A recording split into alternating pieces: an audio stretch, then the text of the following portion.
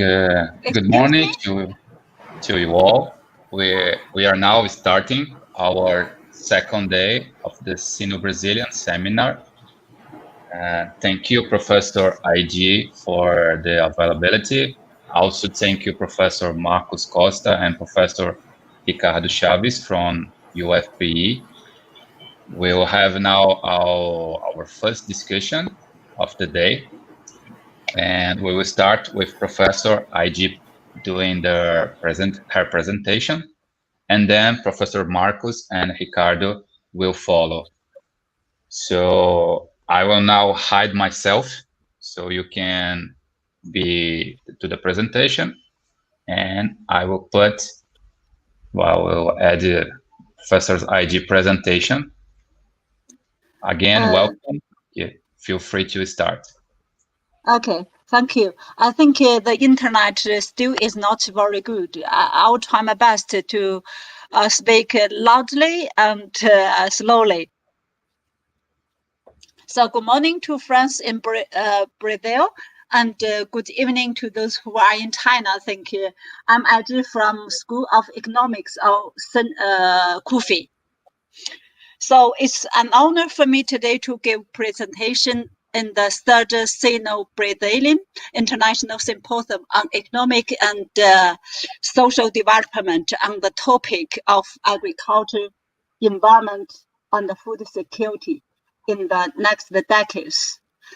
My presentation focuses on China FAO South-South Cooperation Program and its contribution to the global food security. So my presentation includes three parts. Part one, I will mainly introduce to you China's achievements in national food security, which promotes China's switching from a beneficiary to a benefactor. While in the second part, I will introduce to you FAO strategy on South-South cooperation and the FAO China South-South SSA program. Well, the third part is the China's contribution to the world security through FAO China SSA program.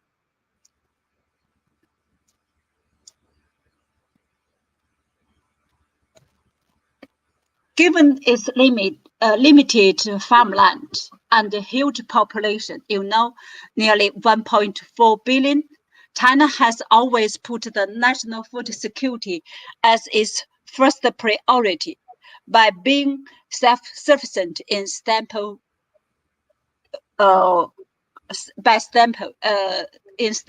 including rice, wheat, and corn, which helps China gain important practical experience in food security governance.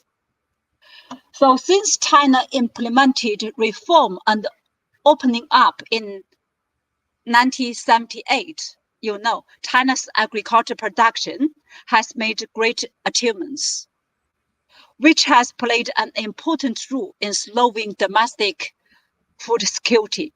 So here you can find some numbers. All these numbers show the performance of China's grain production. So here in terms of total food output and food output per unit area, as well as food output per capita.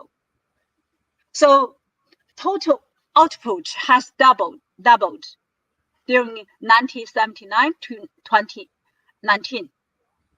So we can find the total output doubled. So food output per unit area has increased almost over 70%. 70%. Food output per capita increased 50%.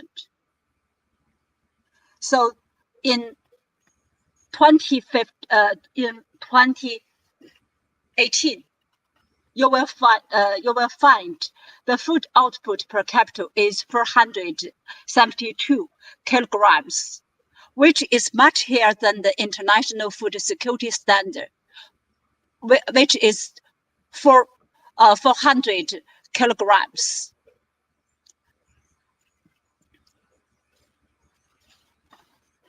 China total grain output has increased for 16 consecutive years since 2003. Here you may find after China entered into WTO until 2019, last year, it was 664 million tons. As a result, the country enjoys absolute food security, particularly in staples just now I mentioned, rice, wheat, and corn. It has enough grain in stock to feed the big population for one whole year. China enjoys surplus domestic food production. You know, supply of grain vastly outstrip demands in China. So you may find another story from these two graphs. Since 2014, the government has been carrying out supply-side structure reform in agriculture to boost the food quality, instead of only seeking to increase output. So you may find there is a slight decline of rice, wheat, and corn. Here you may see, rice and wheat as well as maize or corn, that there is a slight decrease since 2014. So as far as the factors contributing to increase of crop yield, besides the reform in rural farmland, as just now I mentioned in 1978, China's innovation capacity for agricultural science and technology also has been expanding, making remarkable contribution to national food security and also sustainable food production growth. So here, as far as science innovation system, the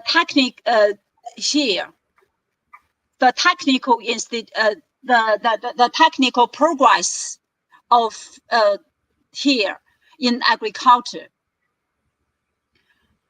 I think it has been more than 58%. And also agriculture research institution has been established, probably over 1,000. And this is science innovation system in China.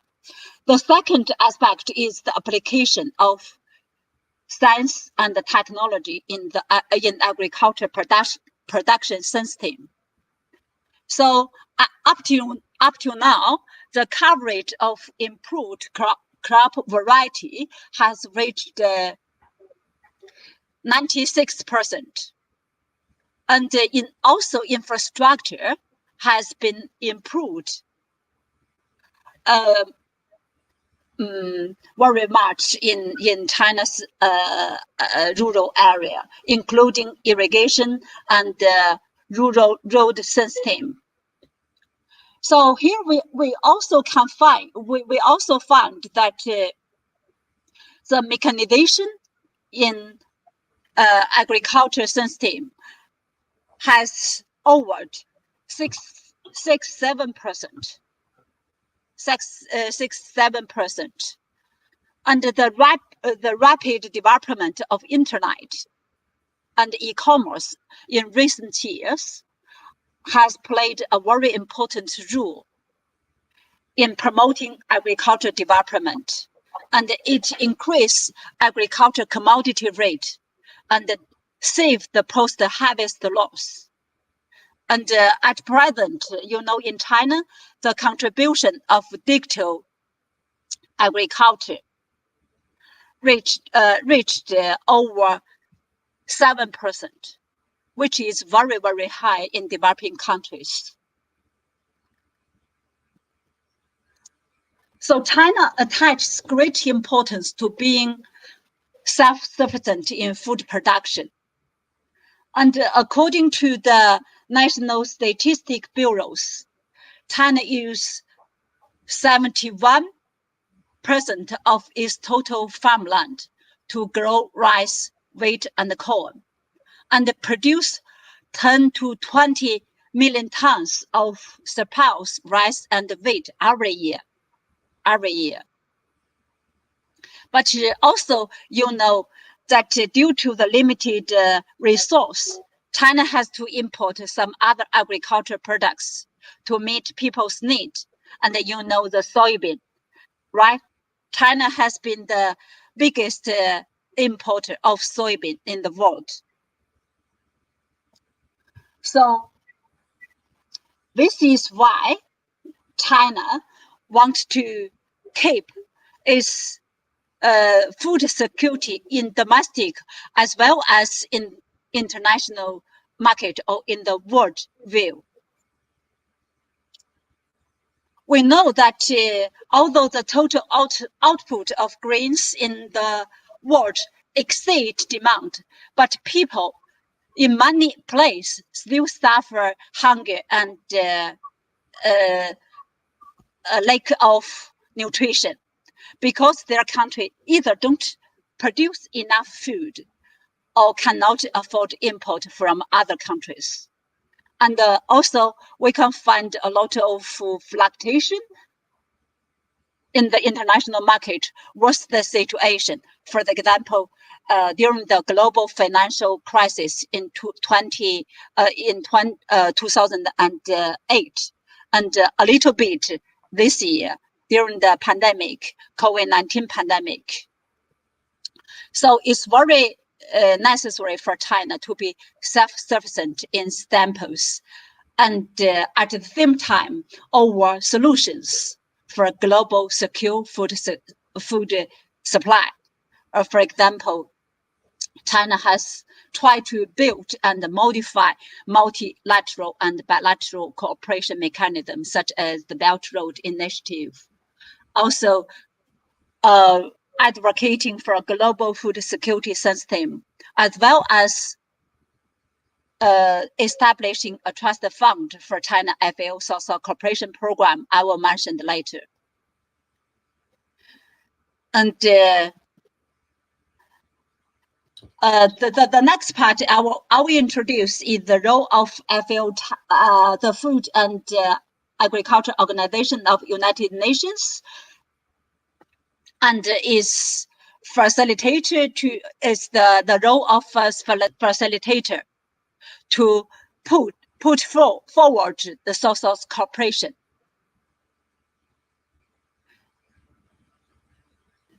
So social cooperation. So what's the social cooperation at FAO? I think social cooperation has become one top priority of FAO agenda, and now it has been an efficient and also effective means to implement the organization mandate and also strategic objectives. So for over 20 years, FAO have worked with almost 90 host countries and more than 30 providers and triangular partners, mobilizing a lot of funds. That is over 370 million US dollar for SSC and the triangular cooperation. And the current projects portfolio include 37 projects, the majority of which are being undertaken in Africa. So FAO is facilitating the exchange of developing solutions for all the South country in the world, from grassroots level to the top level of, that is, policymaker. Though this is the mechanism of social cooperation. And also, South-South cooperation is play a very important role in implementing the 2030 agenda for sustainable development, and here especially for the objective of zero hunger of FAO. There are 70 sustainable objective of FAO. Here we can find there is a zero hunger for the second objective, I think. Yeah. And there is the procedure of SSC projects from planning to implementation and reporting. And all these are technical support from headquarters to regional office. And also there's some flagship SSC program. And here's, I will show you some typical funders, including China, Japan, Korea, and Morocco, etc. And let's move to the third part. China's contribution to the world food security through FAO China South-South Cooperation.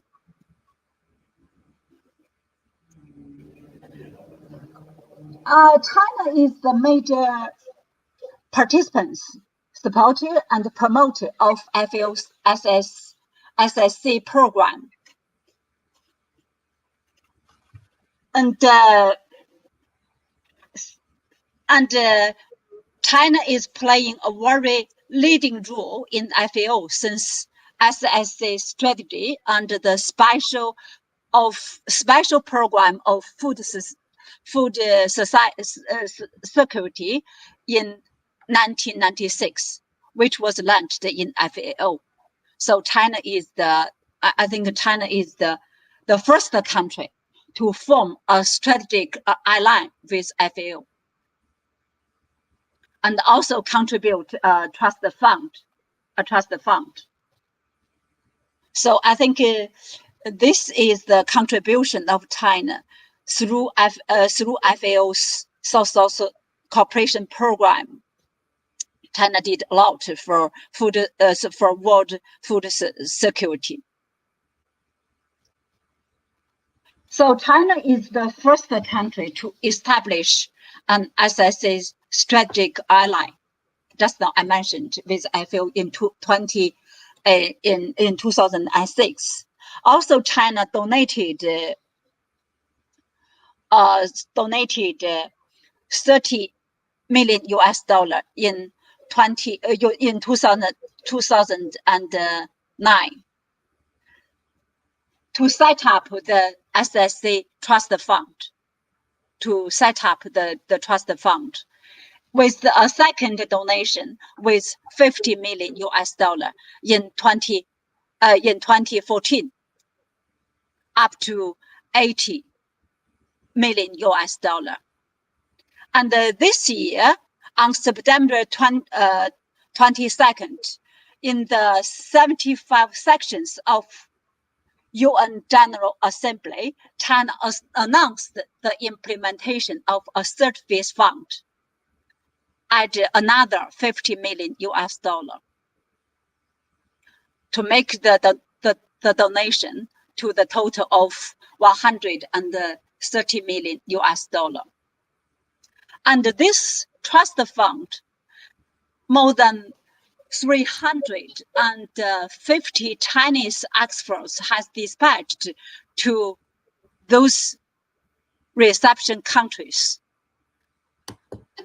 These reception countries are mainly in Africa. And this is the some general performance of China FAO Trust Fund for South-South cooperation. And through the South-South cooperation, the program has found, just now you may find The program has funded 12 national projects in 10 countries, and also 5 global and inter-regional projects, and 1 regional projects under this trust fund. Furthermore, more than 10 projects of different category has been approved and will be implemented in the next 2 years. So there's still more than 10 projects has been approved.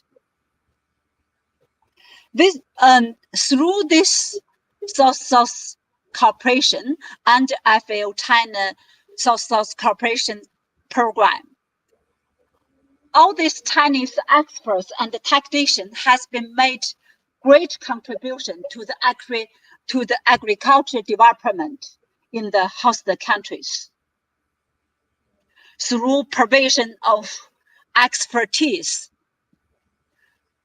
through this expertise, technical demonstration and transfer to those developing countries. And also a lot of field demonstration and farmers' capacity development in the area of crop production, horticulture, also livestock and agriculture, agroforestry, food processing and marketing, and also agriculture mechanization and machinery manufacturing in those developing countries. So all these features have been recognized and highlighted.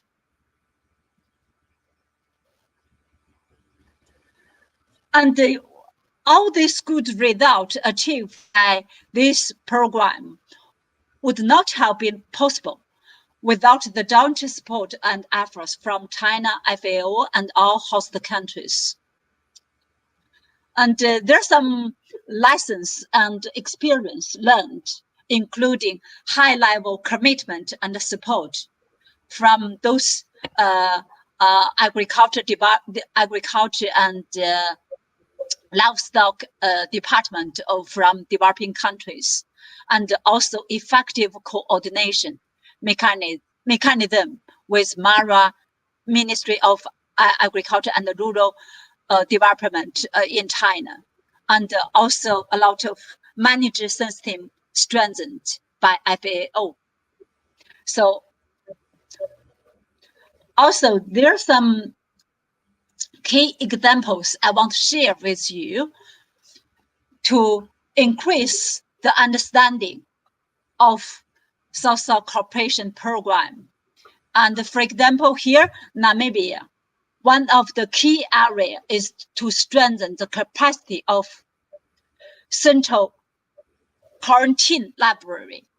So to improve the standard and the regulation on the exporting of its beef to China through the South-South cooperation to standard is to strengthen the capacity of its quarantine library to meet the importer countries' requirement.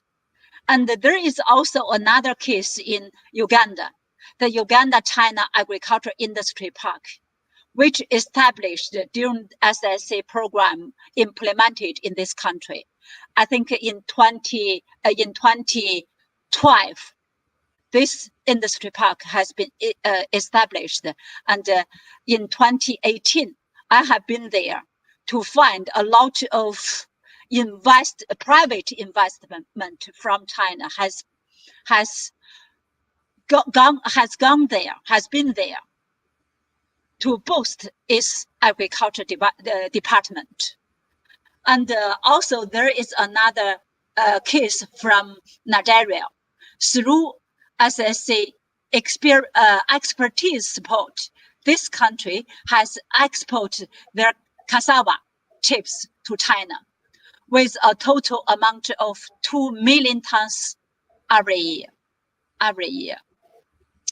Through this South-South cooperation program, I think especially in African countries, over 3 million farmers have directly benefited from it to increase its income as well as increase its food production.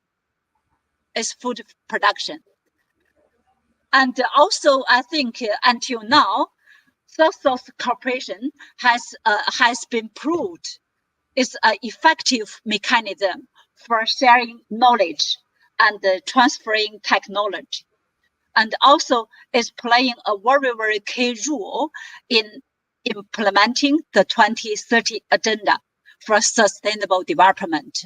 I think also through this South-South cooperation, China has committed to the global food security. And I think at last, I would like to share you some pictures that was taken in 2018. At that time, I worked there for FAO, and I was dispatched to Ethiopia to conduct triangular cooperation between FAO, China, and the Netherlands. Here in the Netherlands is another donor besides China. This triangular cooperation try to develop or conduct a model in Ethiopia to help this country to develop its agriculture value chain. So I worked in Ethiopia for almost 1 month to conduct the feasibility study and to talk with different stakeholders to find their needs and try to solve all these problems through South-South cooperation. And this project is still ongoing until now. I think this is all what I want to share with you, and I need your comments. Thank you very much. Thank you very much, Professor ID. It was very interesting to see your presentation, and it's also very good to see South-South cooperation examples. Before we go to the comments and the interactions, I will ask Professor Ricardo and Marcos do their presentation as well. And in the end, we all can comment. Marcos or Ricardo, which one want to start? Oh, I can start, no problem. Okay. Okay, first of all, I would like to congratulate the Confúcio Institute in Recife and hope that our cooperation with the Federal University of Pernambuco that get along, you know, because it's very important for us. And I did appreciate the talk, the presentation, Professor Isaac, a very short and pragmatic presentation. I will try to put in the screen my presentation, which will be a little different, quite a little different. Just a moment. Okay.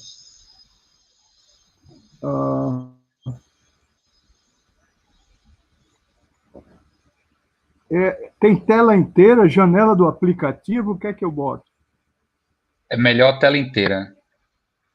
Tela inteira, ok. Can you see? Deixa eu ver. Ainda não. Is it open?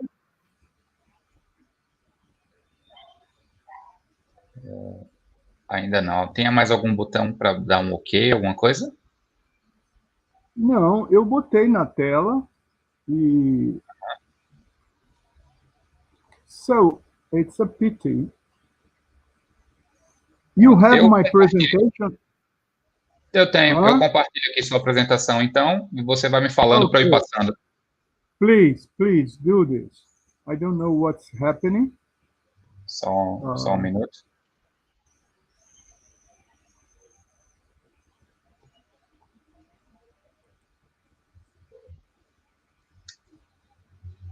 My presentation, okay, you can.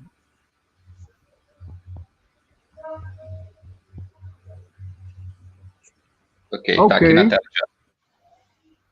Okay, I will put bigger. My presentation, you can pass this one. It's, okay, the name, neo-extractivism, environmental degradation, and concentration of wealth. It's the three main themes I will talk about, but really quickly, because I only have 20 minutes, and please, Ademir. Yes, the summary is like this. First of all, I decide first. I thought in discuss compare Brazil China in agriculture, but I quit this and decided only to present Brazil and to listen more what is going on China by the Chinese. And my main question, even with these theoretical issues for a new rationality, is to ask how to build society with so many inequalities. Brazil, and I was wondering here, Brazil has the presidents of FAO for so many years, no?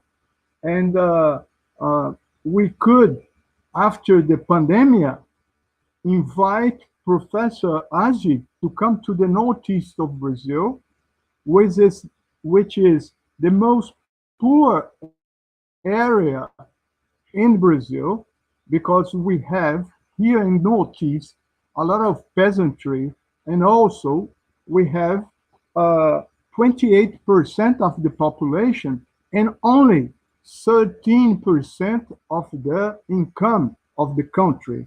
And finally, I will say something about the current Brazilian. I put a model, but I don't think really that we have a model in Brazil in those days we are passing. So please, another. Ademir. Okay. Is a kind of epistemic idea, and I know that it's quite hard. It's quite difficult to discuss in so little time questions, theoretical questions, as I will present here. But I will try to not tiresome you. But I put here that the recognition of new environmental rights and biocultural territory has been fundamental to legitimize a change in rationality in a process that ignores the ecological potentials and cultural values that have sustained our living planet. We are living, as you know, a big problem in terms of, okay, you can pass for the other, Ademir. We are living in a big problem, world problem in terms of ecology, the ecological problem, the problem of the heating of the planet. And in Brazil, particularly, the government are doing so bad things in terms of the Indians, but not only in the Indians, about the Indians, so many tribes that we have here, no? The survivors of the colonization, the Yanomami, for instance, in the north of Pará, they are dying because of the entrance in their lands of the garimpeiros, the people that look for, for gold, the people that look for metals and so on. And they are getting diseases of these people, and also the burning of the forests to make a place for the cattle. Okay, this is very serious. I really, my presentation is a bit sad because of the status quo of Brazil today. Please, Ademir. Professor Ademir, yes.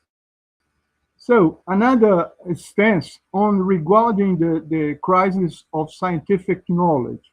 What I want to express here is that if we have a scientific standard, this standard came from Europe normally. It's a Eurocentrated ideas, philosophies, principles that had ignored the society inscription in nature, but it has also disciplined knowledge with a division of scientific work that more than a solution has become a part of the challenge we are facing. One of the things, if we consider the tripod of the colonial period in Brazil, that it lasts for 4 centuries in Brazil. This tripod is the latifundia in the first place, the slavery in the second, and the monoculture in the third place. The only thing we changed from the 1500, from the beginning of Brazil, beginning of the colonization, we changed slavery. But we have a peasantry very poor until today.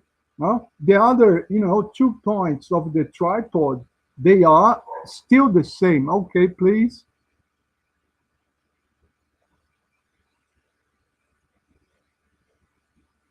Modernity, and I ask about modernity, no?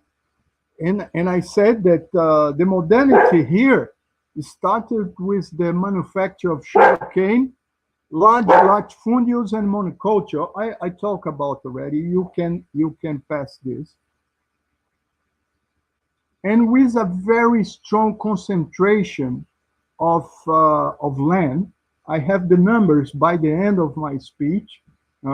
It's a very strict system in agriculture, with its very, very, very concentrated land, and lasting millions of people without land, and they have to migrate to the south to look for work, for poor works in the center of the industrialization of Brazil, which is São Paulo, and a bit Rio de Janeiro. Okay, you can pass. Okay, the motto, the gear, no, is the commodification of life, which submits, in a sense, nature, people, to the limits of exhaustion. We have a very considerable part of Brazilians that live in misery and devastation, and in Northeast, those population needs to look for wood in a land that has very, very lack of water, and this is so. And global warming in this kind of model, forget the thermodynamic entropy for the pursuit of productivity and profit, no? At any cost, without the perception of the limits of this kind of model. Please, again. So here I will talk only about the alternative productive paradigm. We have to try to do this. The world cannot resist if we consider the same kind of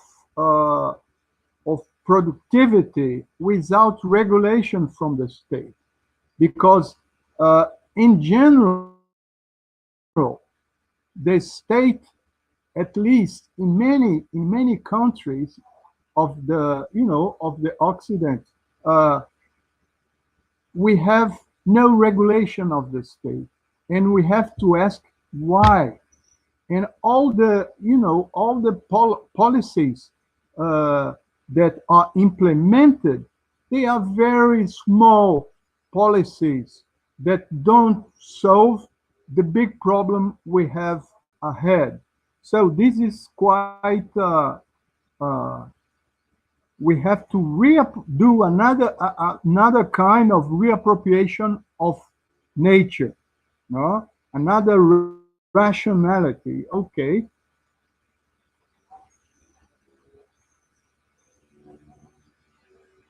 So here I quote a very important I say anthropologist of nature, that is the Mexican Enrique Leff, and he says the appropriation of natural resources of the tropical countries and the exploitation of the work of the indigenous population of the regions colonized by the Europeans fulfill the strategic function of expanding capital. And I ask for you, in what we change? Brazil get into substitution import to do some industry. We arrive until the second industrial revolution, but from the nowadays, Brazil are being regressive in its industry, and it's going very strongly to have this support on the agro business, which very few demand for people, and with a large implements, agriculture implements that come from outside, tractors, big tractors for soya and so on. And please, another. So also, we have a strong inequality between regions in Brazil. No?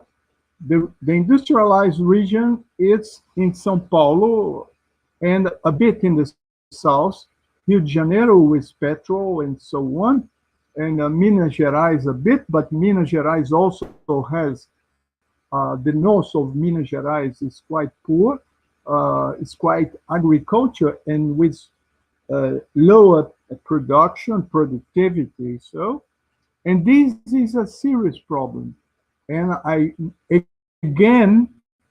will say that we will have a very important cooperation with China to compare afterwards what China is doing for their poor regions in terms of poverty, in terms of water, in terms of lack of forest and so on, with what we have here in the northeast of Brazil. Please, again.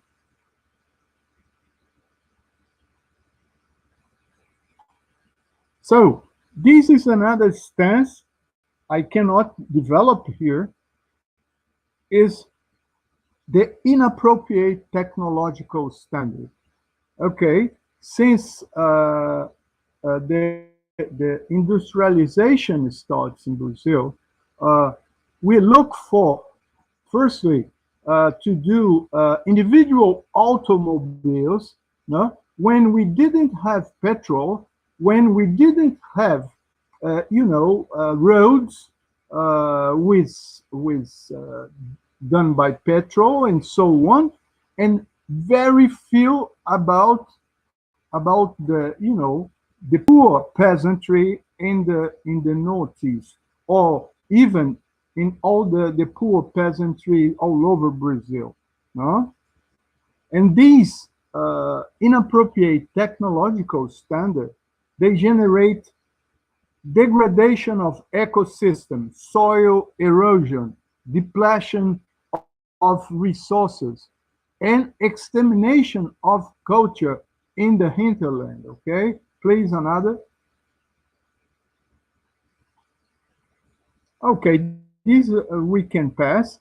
That's so here in Brazil, it's a quotation, because in Brazil we had many theoretical and very good scientists, Celso Furtado and others, that Rui Mauro Marini, a lot of people that talk about the development of underdevelopment thing. We are rediscussing this theoretical frame, but I think that they are quite wise to understand 30 years ago what is we pursue, not doing the same.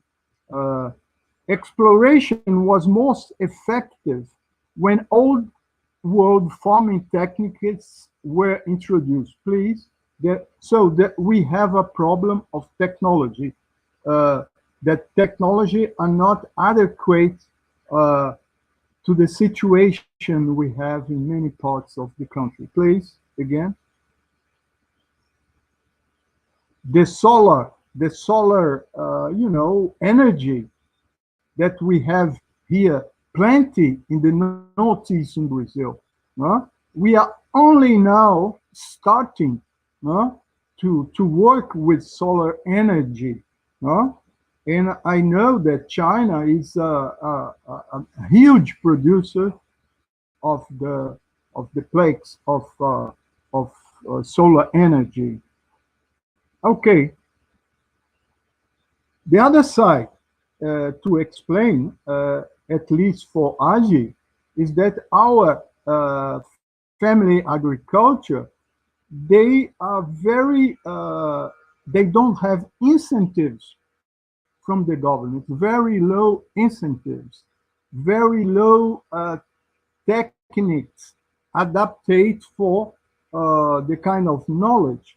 And also, Celso Furtado talked about that our peasantry lives with very short of money, and this is a problem because they cannot afford the produce that are being doing by the production of first industrial revolution. So our industry has a structural problem in not having a big market for demand of these people. Please, another.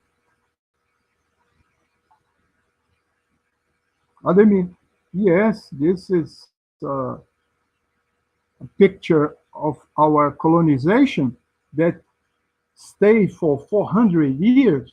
And this is a very predatory understanding. And our elite, it's a cultural problem as well, because our elite thinks almost as they were property of slaves. No? Okay.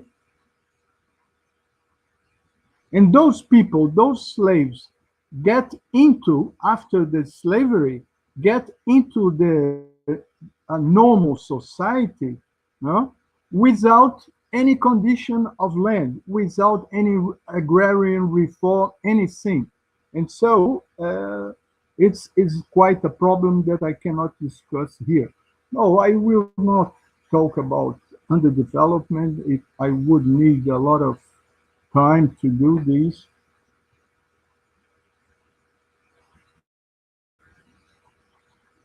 Okay, Bororo is a tribe in Brazil that is being exterminated, and the name is exactly this, extermination. Okay, go Red, go along.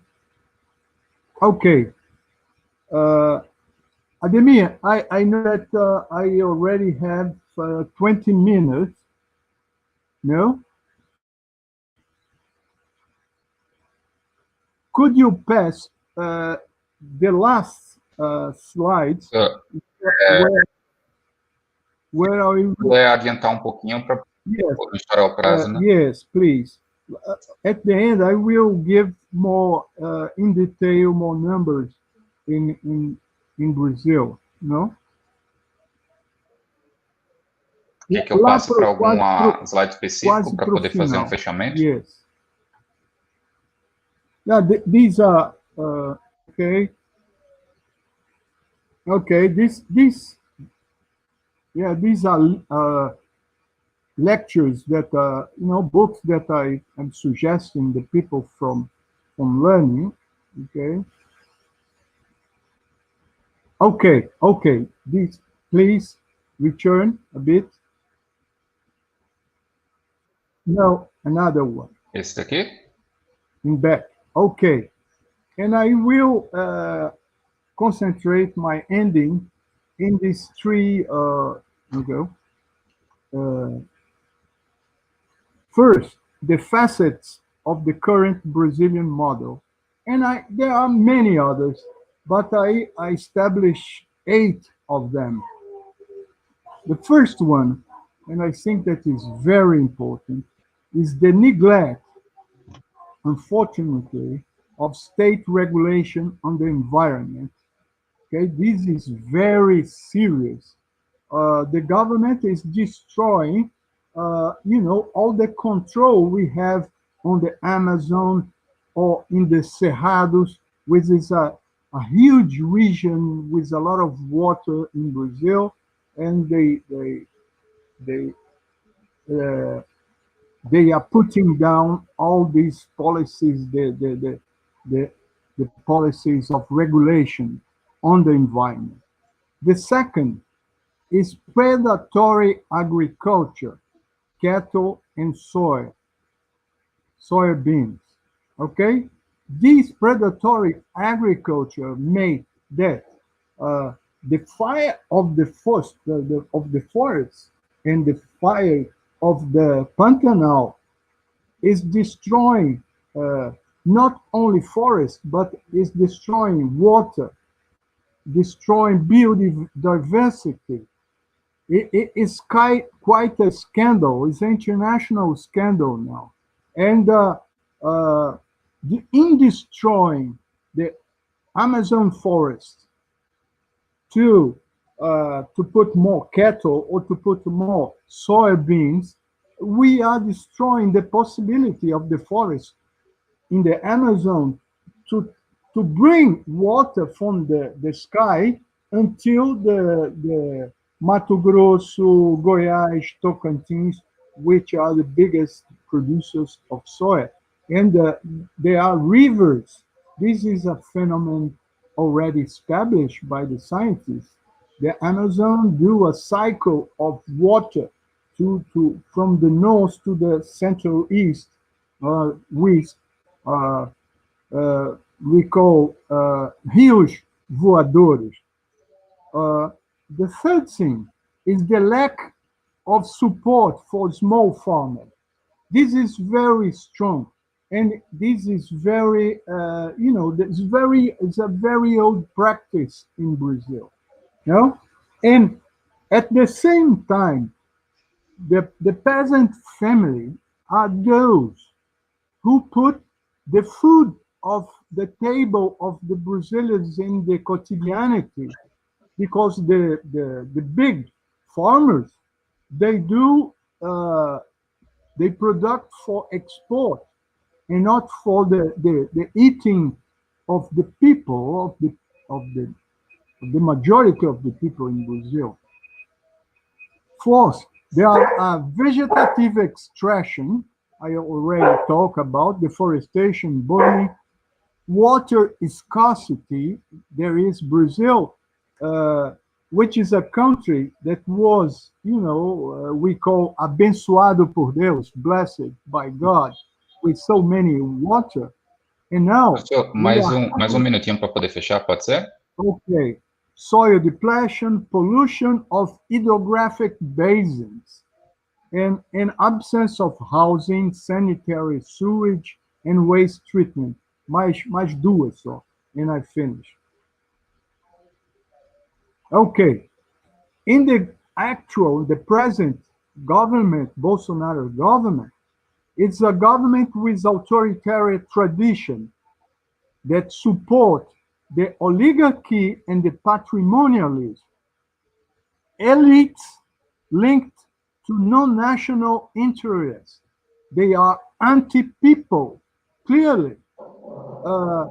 Country ruled from outside and without sovereignty, or a very low kind of practice of sovereignty, destruction of the Amazon, economic structure based on livestock, soil, and mining, and a reprimarization. And I will finish, please, another one.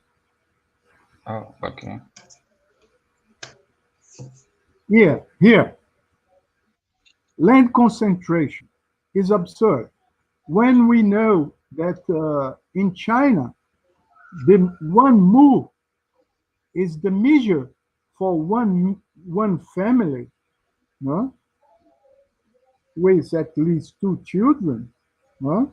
In Brazil, 3.35% of the establishment over 2,500 hectares, they own 61% of the land. This is abhorrent. This is it's difficult to find any country in the world with such a concentration. At the other hand, we have 68% of the establishments with up to 100 hectares hold only 5.3% of the land. So these, in my understanding, is one of the main, it's not the only, we have many other problems in Brazil, but this kind of problem, it's terrible, because we are staying as a country produced of soya, and cattle, of meat, for the rest of the world, and we are producing poverty inside the country. And please, another one is the last. Você tá bem no tempo já estourado aqui. Okay, obrigado. So, Okay. Comparing to 2018, please. Only to ASI, no. Deixa eu fazer a apresentação do Ricardo, e no momento que a gente for discutir, a gente volta. I can send to you after the presentation, and I'm not glad to talk so badly about my country, but when I compare what China is doing in terms of agriculture, security, and sovereignty of food, we need to change. Thank you for your patience. Thank you, Professor Marcos. So I will pass now to Professor Ricardo, and in the end, I think we'll have 10 minutes to discuss. Okay, Ademir, could you show, please, my presentation?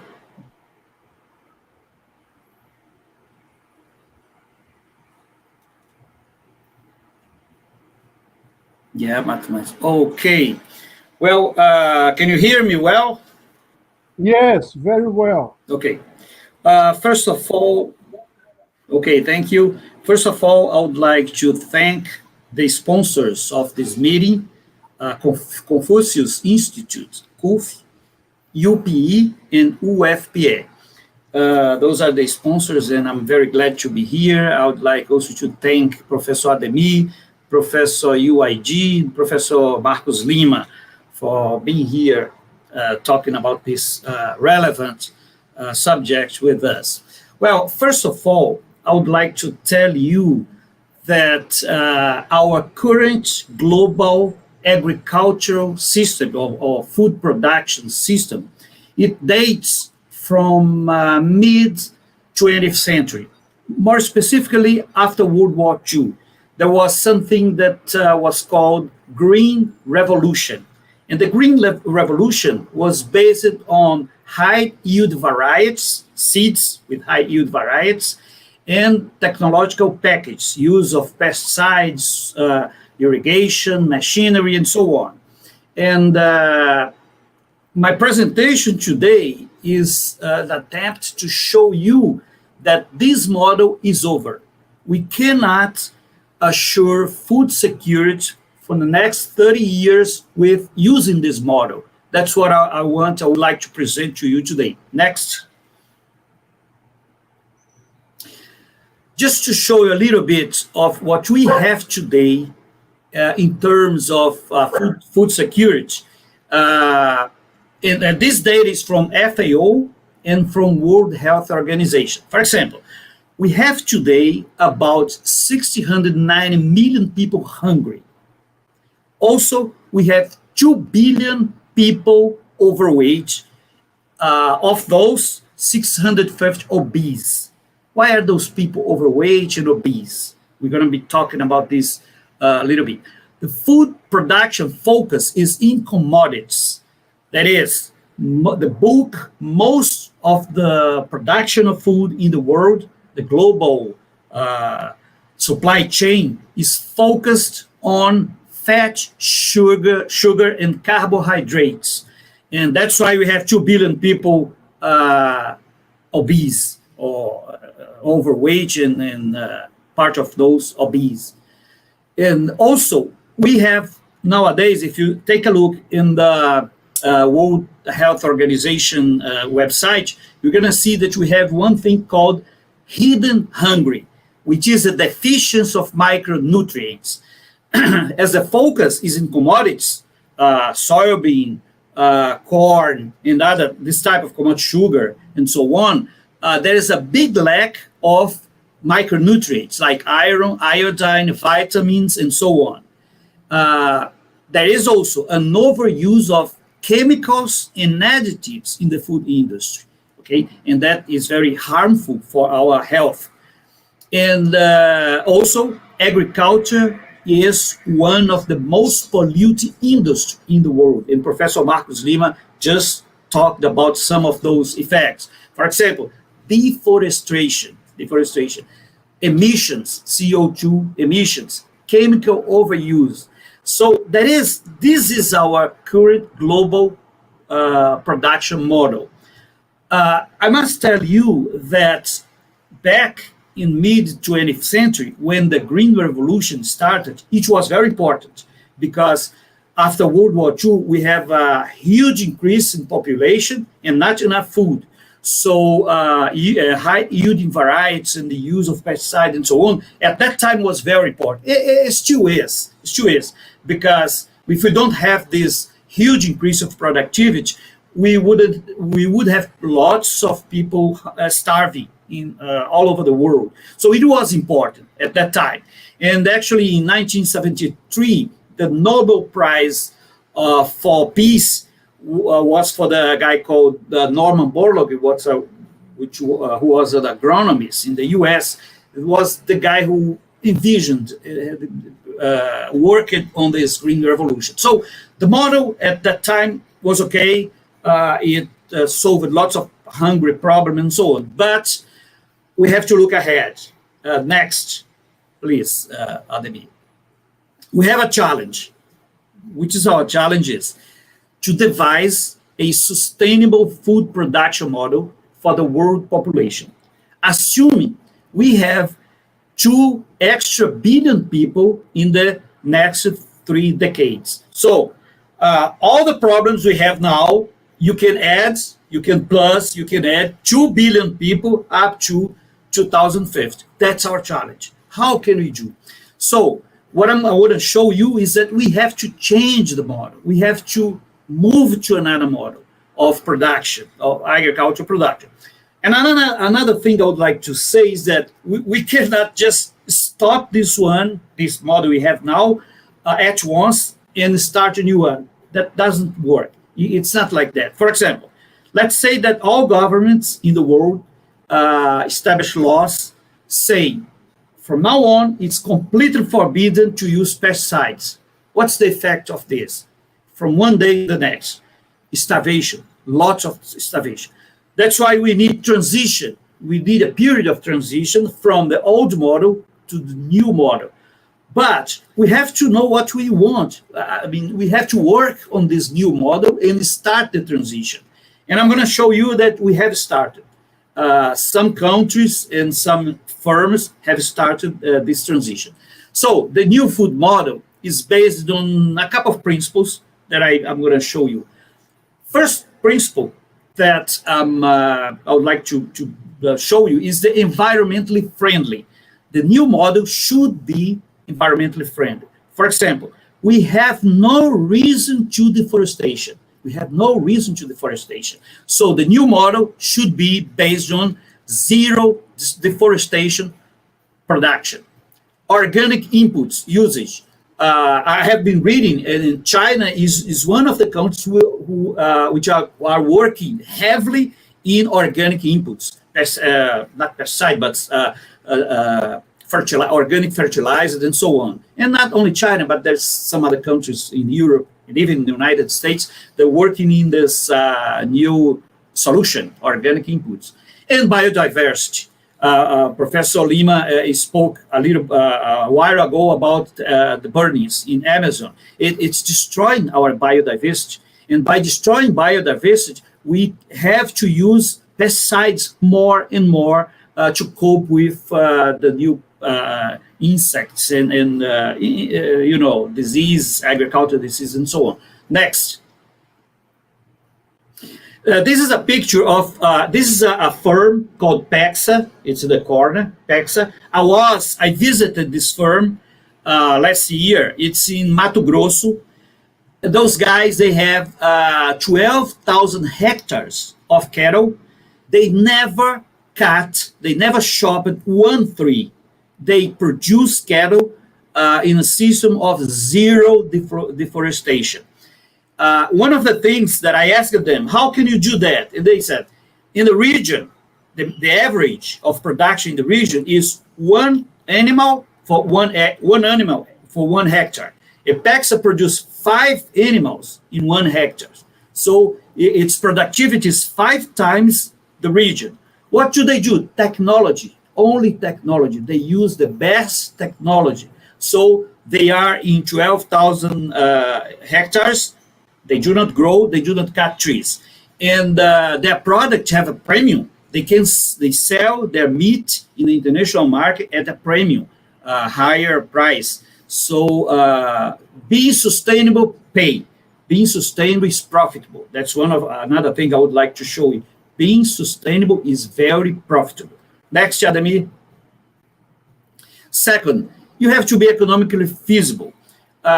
Most firms producing agriculture from now on are going to have to be by themselves. There's still going to be subsidies and so on. But if you take a look in the world economy, subsidies kind of diminishing, decreasing. So you have to have a system which is economically feasible. To be economically feasible, you have, in the countries, you have to have sound economic fundamentals, inflation, debt, exchange rate, all very sound, so that the agriculture enterprises can live with a good feasibility. Supportive agriculture policy. You know that agriculture is one of the, I may say, industry that adds not much value to the product usually. So most agriculture in the world are supported by government. So it is needed in this new model, especially in the transition period, public support, public policy support. And it has to be business oriented. You have the small producers that need more help from government, but anyway, agriculture business should be business oriented. It cannot fully depend on public money, because otherwise, I mean, we're going to have problem in the future to produce, to supply enough food for the population. Next, Shadami. Socially fair. I'm thinking about the small now, the small, poor, and unprotected. We will have the big agriculture, the medium agriculture, but we still have the small agriculture. And they are very important. Just to tell you that 70% of everything we eat in Brazil come from family farm. So those people are very important, and it should be supported by government policy. One of the things very good for small is the social and ethical values, to aggregate, to add social and ethical values to food. For example, if you go to a market close to my house, you see that eggs produced by free-range hens, chickens that grow freely, cost 30% more than chickens grow in cages. Right, so people pay just because it's ethical. They think it's more ethical. It's a product that is more linked to ethics. And the same thing as milk, a cow that is produce milks, but it goes on pastures and so on. Different than a cow that is is contained in the place. So that's the new model should be socially fair for the producers. Next, Shadami. That's a picture of fair trade. Fair trade is a world movement, a world articulation that gives the small producers an opportunity to sell in Europe or in the high-paying markets and adding the social value. Right, we have, for example, this coffee is maybe from Nicaragua, the mountains of Nicaragua. They are not the most productive people, but they are a community that produce organic coffee. And this coffee goes to Europe and gets a higher price because it comes from a community in the mountains of Nicaragua. That's what we call fair trade. So it's part of the new model. Ademi, next. Technology intensive. The new model should be technology intensive. I'm not talking about big machines and not talking about this. I'm talking about technology. That could be biotechnology, anything, but technology intensive to increase productivity, increase efficiency, and use less water and protect the agriculture from the weathering conditions, drought, floods, wind, pests, and so on. Next, Ademir. This is a picture of one thing we call vertical farming. It's becoming very popular in the US, Europe. I know that China has lots of vertical farming. And in Brazil, in Santa Catarina, there's a firm that is doing vertical farming. A vertical farming is kind of a building, a huge building with floors, and it produces agriculture inside the building. As the building is closed, completely closed, it doesn't have insects and any type of pest. So it's not necessary to use pesticides. Another thing is, in the vertical farming, you can save as much as 99% water because you drip water just, go back please. You drip water just enough to what the plant needs. Another thing is the light. You see the light. Each plant needs just a type of light, maybe infrared or whatever. So in this building, they just use the type of light that the particular type of plant needs. So what I'm saying is that it's 100% technology, high technology, right? And the productivity is really huge without wasting water or using pesticides and so on. That's just an example of technology, use of technology in agriculture. PEXA, that I just showed you, is another example of using technology to produce with high productivity and not using pesticides, not promoting deforestation and so on. Next one, Ademir. Focus on nutrition. That's very important. Listen, what's the role of the agricultural system? To produce food for the people, good food, to produce nutrition. I'm not saying food, but to produce nutrition. The objective function of a supply chain, food supply chain, is to produce nutrition, right? And this green revolution model is focused on fat, sugar, and carbohydrates. So it brings part of the population to this, what the World Health Organization calls hidden hungry. The guy is not consuming all the nutrients that he needs, but he doesn't know because he's eating fat, and fat is enough for him. So what we propose, diversification of food production, balance of macro, you need the macronutrients, you need fat, you need sugar, carbohydrates, but you need micronutrients. And our current model, food model system, is focused just on the commodities, soybean, corn, so those are important, very important. But you have to also produce and make it available to the people, vegetables, fruits, many types of proteins and so on. Chemicals and additives. Food industry today overuse chemicals and additives to improve flavor, improve flavor and improve taste and so on. And that's really bad because it's cause degenerative disease and so on. Next, Ademir. Reduce food loss. It's a shame that nowadays we have 14% in average loss of food all over the world. And for some regions, in some countries, the food loss could come to 35%, more than 1/3. That is, I know that I read recently in Brazil research about soybeans, and they say that when soybean leaves farm gate and go to the harbor to be shipped, they lose 20%. 20% is lost on the way, right? So food loss, I have been reading about this. Food loss and waste is something amazing in the world, in the global, in this current global agricultural model. So we have to do something about this. Food loss and waste misuse productive resources. That is, to produce food, I use water, I use labor, I use land, I use it so on. And if one country has 35% of food wasted, means that I wasted not only the food, but the resources to produce food. So it's very inefficient. Okay, Ademir.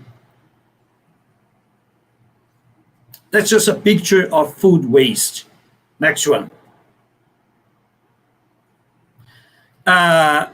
Diversify protein sources.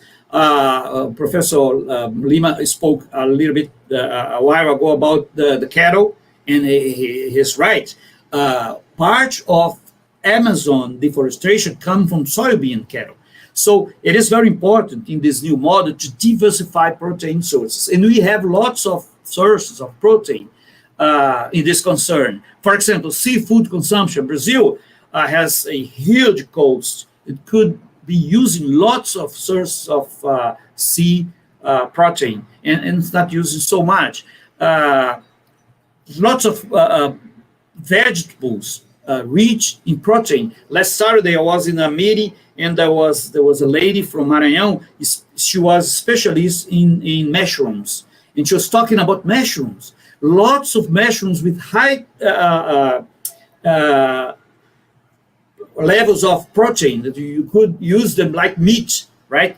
And also fungi, algae, and other non-traditional sources. So we have to, the objective 7 is to look for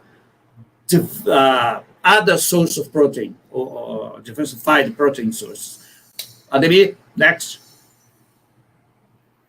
This picture is just to show you something that is called spirulina.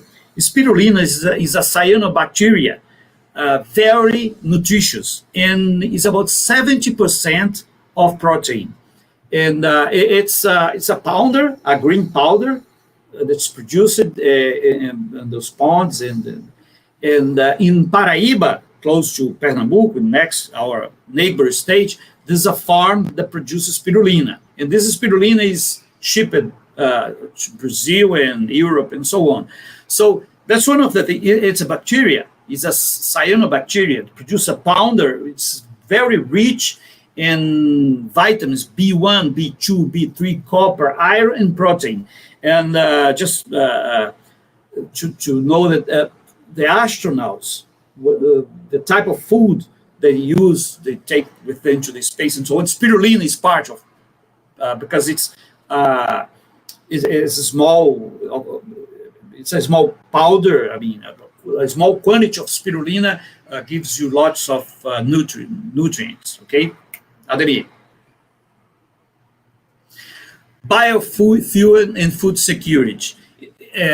You know that we have this producing alcohol, ethanol, and producing sugar, or producing biodiesel, or producing soybean for another purpose. So I just have to say two things: proper articulation between the two sectors, because otherwise, for example, let's say that the price of ethanol goes up in the international market, maybe in many areas producing corn and beans and so on, they're just going to get rid of those production and produce ethanol. So we have to take a good care and do not let it to the market. Because if you let it to the market is all about prices. If price goes up, producers get rid of whatever they're doing, and they're going to produce biofuel. Now, I'm not saying that I'm against biofuel. It's renewable, it's clean, but it has to be a good articulation with food security. Otherwise, the country and the world has to have some problem. Ademir, next one, just have two more. Well, just a picture of ethanol mill. Next one. Food safety. Food safety is about, we live in this pandemic, COVID-19, and from now on, this subject of food safety is going to be very important for the world. You know, in all those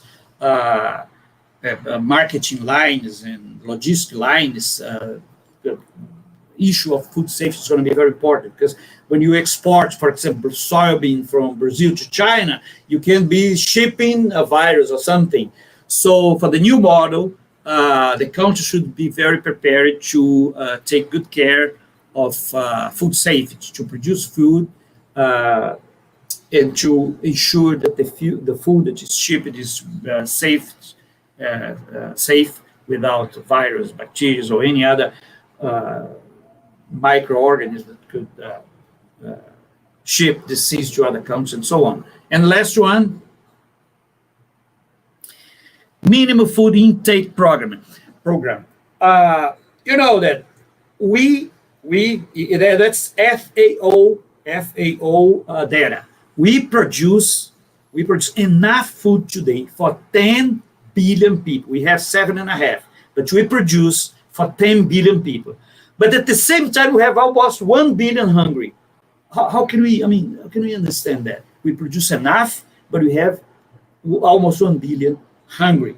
So we need to have minimal food intake programs in the world. That is, the new food production system would have to take some care or some measures to assure that food production will get to the end. I mean, to the people who needs those products to feed themselves, right? So it is very important. I'm talking about a new model, a model that is sustainable, that is diverse, but a model that is nutritious, but a model that delivers food to the people who need to eat. That's to me, that's a complete new model of food production and distribution in the world. Next one. Thank you very much. Obrigado. CC.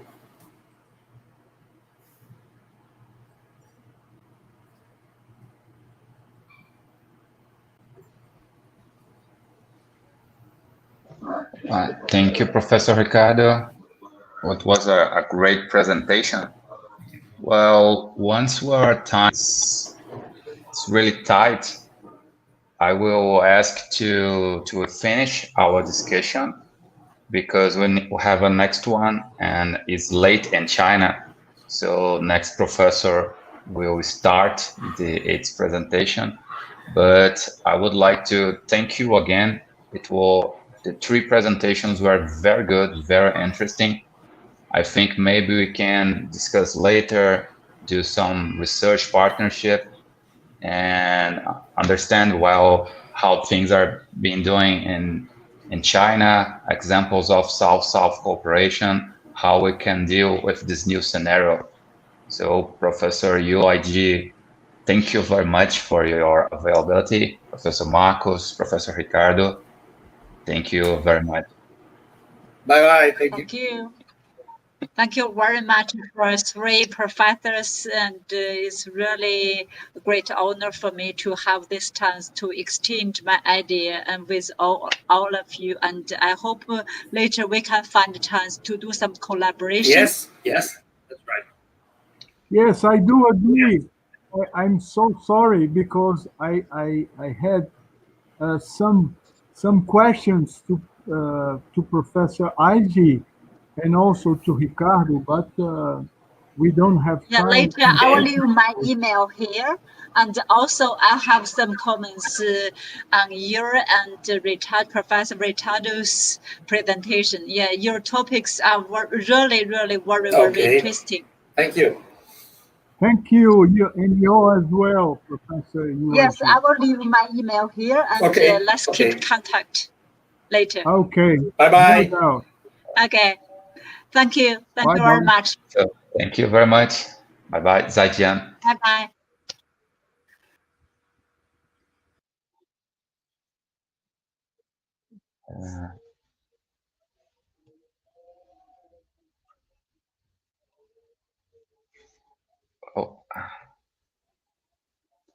Okay. Hello. Hello. Hi. Hi. You three can hear me well? Okay.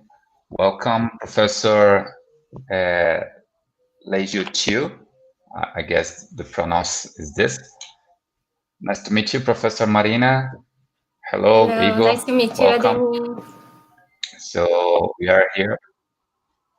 Yeah, we are here in our second presentation, and we'll discuss a little about the COVID-19 effects and cities, maybe in our universities. The whole world had to deal with this.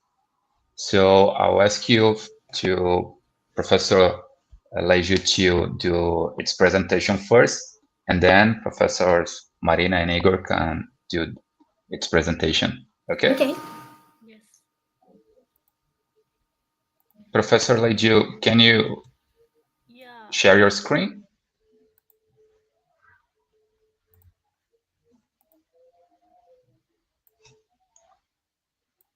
Can you see it? Okay, now? Done.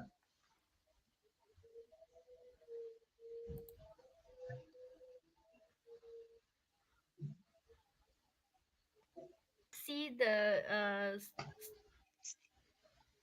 the stream yard. Can you see? Can you see the screen? The screen I have shared. Yes, yes, yes. Hello. Oh yes. Okay, great.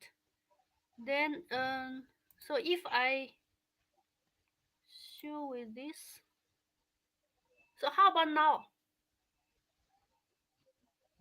Hello.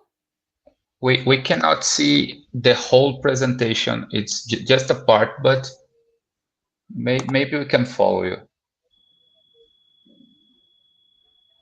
Hello. Can you see the screen now? Yes, yes, yes. Yes. Okay, great. Okay. So may I start now? Okay. Yes, So you can start. okay. The topic today I'm talking about is the relationship between the COVID-19 and the cities. So basically, it's about the relationships, the impacts, and what can we do to improve cities, and what we have learned from the COVID-19 to improve our cities. Yeah, I'm from Central University of Finance and Economics. Okay, we all know that cities are developed for over thousands years. Millions of people live and work in cities. They interact to learn and create and to enjoy the services and benefits provided by cities. And this is Wuhan. And we know that Wuhan, it is large city in the middle of China. It is over 8,000 square kilometers and has 11 million permanent resident population. The first case of the coronavirus disease we call COVID-19 was confirmed in late 2019 in Wuhan.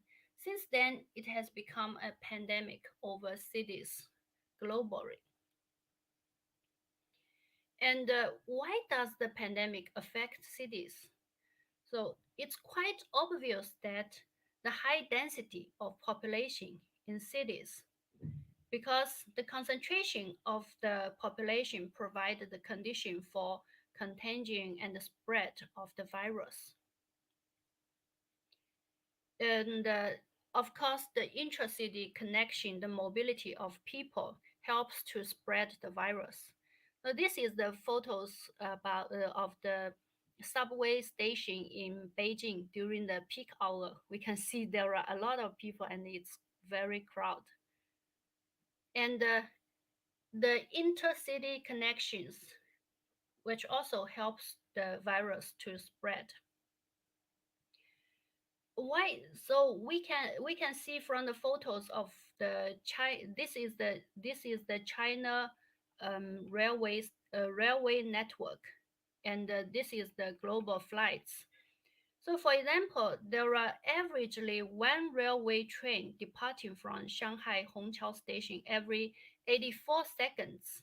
And there are over 100,000 flights over the world every day. So, in no doubt, the population mobility and the connection of cities are the reasons for the global pandemic. However, some researchers they found that, for example, Fang Wanli and Simon Waba, they found that they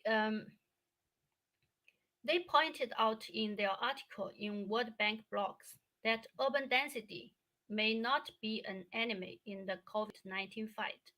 They show the relationship between population density and the COVID-19 confirmed cases.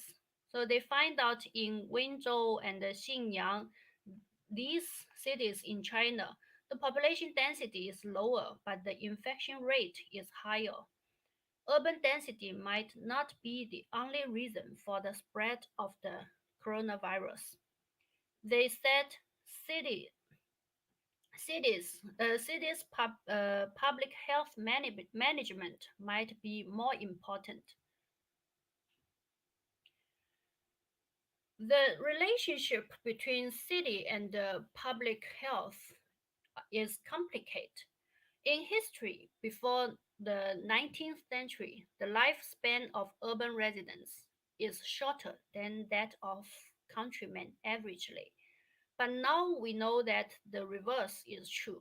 Researchers have given many reasons: better nutrition, better health care, cleaner sewers, better social health, environmental and occupational safety management, all of which make cities very livable. And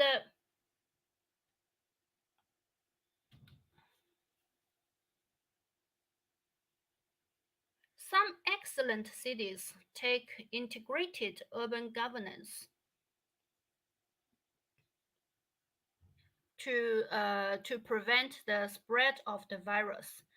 For example, the rapidly detect infected individuals, timely lockdown, social distancing actions like shelter in place and central. But some cities, they are lack of efficient emergency plans. And even for excellent cities, the cities cannot give equal protection to all residents. There are some photos I found from the internet and also from some articles. So when the pandemic break out, the shelter in place need more rooms and housing. The first photo shows the living condition of a dormitory for migrant workers in Singapore. When the virus infects workers in dormitories, the number of cases increased dramatically in Singapore. The second photo shows a temporary homeless shelter set up in parking lot in Las Vegas. The control of the virus spread in the slums and also some conditions like the dormitory and the homeless groups, it is usually very challenging. So these are the reasons that the pandemic can spread in the cities. Okay, so what is the impact of COVID-19 on cities?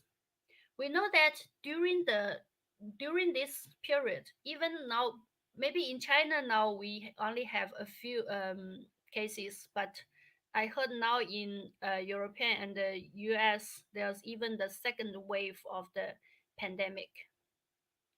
And we can find out during the lockdown and also the social distance actions taken, like shelter in place and others, we can see some photos first. Uh, the one on the left side, we can see that is the Great Wall of the usual time. There are a lot of people who visiting the Great Wall. And this photo is when I took my sons to the Great Wall in July this year, and there's only few people um, to visit the Great Wall. Almost everyone stay at home. And this is Wuhan. The Yellow Crane Tower in Wuhan is very popular. And we can also see the comparison between the usual time on the left side and also this is during the lockdown period. We can see that there's almost no one on the street and also on this famous place, in this famous place. Okay, so the economic loss of cities is obvious. The outbreak has a significant negative influence on city. For example, the city tax revenues, citizens' income, tourism, and hospitality. Smaller and medium-sized business. I think Professor Yu Pengshi has a talk about this. And urban food supply chain, migrant workers, because and it also increased the inequalities because the poorest people and the most marginalized regions usually experience more economic damages due to the pandemic. We can also see that during the lockdown time, we because breakout is happened during Chinese New Year. Usually it will be very crowd, but we can see there's no one in the street and all the shops are closed. And there are also other impacts. Drugs used for treatment of COVID-19 patients may pollute freshwater resources. We can see some news in India and in Iran, the freshwater resources are contaminated. Some cities lack appropriate levels of green. Professor Leju, excuse me. Your slide is not fully appearing to us. Could you do in a small window? Pardon? I cannot. The presentation is not entirely appearing to us.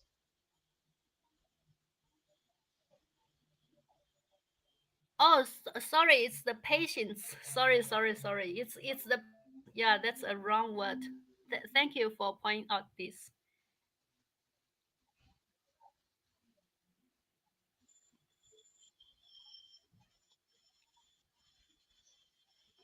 Some cities lack green and open spaces. Excuse me, Professor. I think the presentation mode is not good for us. If you could present it in the normal mode from PowerPoint, I think we can see the whole. What Yeah. I think it's better. Because when you go full presentation, it appears only half of the slide. I cannot hear you. The signal is not very clear.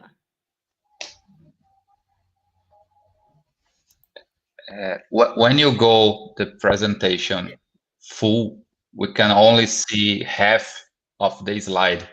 Maybe you could present in this way.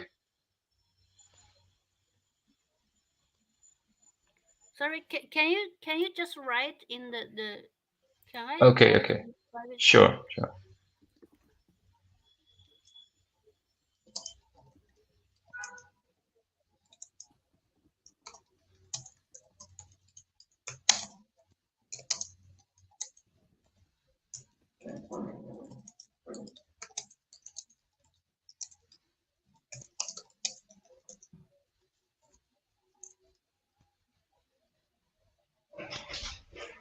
Half of the slide. Oh. So what can I do? If I just open it in this way? Yes, perfect. So now it's better, right? Let me see. Yes. Oh, okay, great. Sorry. Okay, great. Okay, some cities lack appropriate levels of green and open spaces to meet outdoor exercise and the recreation demands of their citizens. So, this situation may have a negative impact on emotional and physical well-being of their citizens. The pandemic may also increase negative attitudes towards the public transportation because the public transportation now is already very crowded, and then after the COVID-19, people may have the negative attitude on it. Okay, then what can we do to improve cities? We know that when there is challenges, there's always opportunities. So we can have a better urban design. Um, we can design appropriate levels of green and open spaces for the citizens. We can promote transportation, including cycling and walking in the public transportation design. we can also design public health infrastructure, especially the technology-driven approaches, to help identify and isolate infected individuals, reduce human-to-human contacts in service delivery. So we all talk about the smart cities, and then in so the like the data analysis, the big data, and also the crowd computation. So all these technology can help to improve the health infrastructure. We can also design effective wastewater treatment to prevent sewage leakage from the freshwater resources. And from the perspective of better governance, because now the global supply chain makes cities vulnerable to disruptive events like this. So we can consider to have more diversification of the urban economic structure and transform to more local supply chain to increase the self-efficiency. And the social distancing policies should be coupled with economic support and provide economic and social support to the vulnerable groups. As we have seen from the photo just now, for example, the migrant workers in Singapore dormitory, and also the homeless, and even some the poor groups, and build efficient emergency plans, enhance sense of community. So we can see that because we have we in China we have I think especially during this COVID-19 time, I have a better feeling about the community and have a even stronger sense of the community. We take the COVID nucleic acid detection in community. We can see from the photo. This is the real situation we have experienced several times this year. Okay, so these are what I want to share with you, and what I have learned during this period. Thank you. Thank you very much, Professor Lydia. It was very interesting to know how the things are happening in China. And now I will ask professors from Brazil to do their presentations. And I think in the end, we can do some discussion. Who wants to start? Marina or Igor? Ladies first. Okay. Okay, so I'll share my screen and you guys just tell me if it's working properly.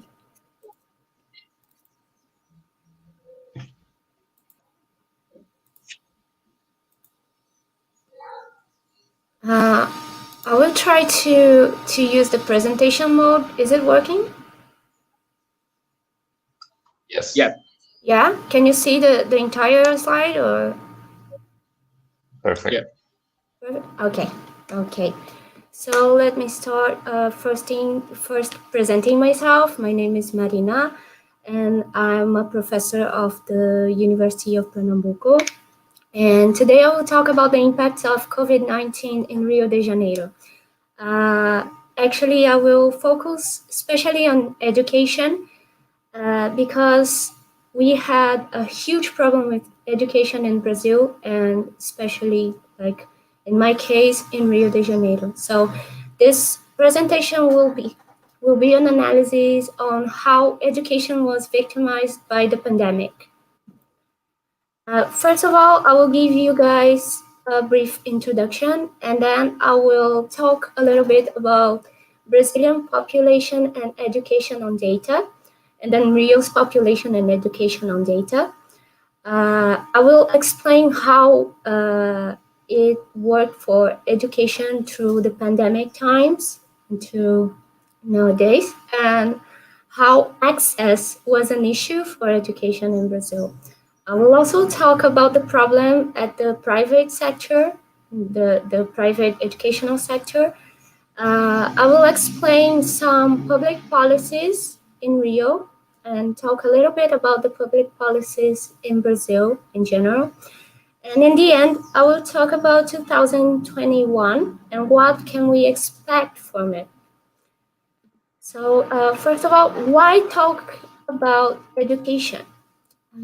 First, I will have to explain a little bit about my experience. I am also a teacher for basic education in Brazil. And since the beginning of March 2020, schools in Rio are facing the most concrete impact of COVID-19. The education, as we all already know, is the education is a very important element for development everywhere. So the education has been, here in Brazil, one of the main victims of the pandemic.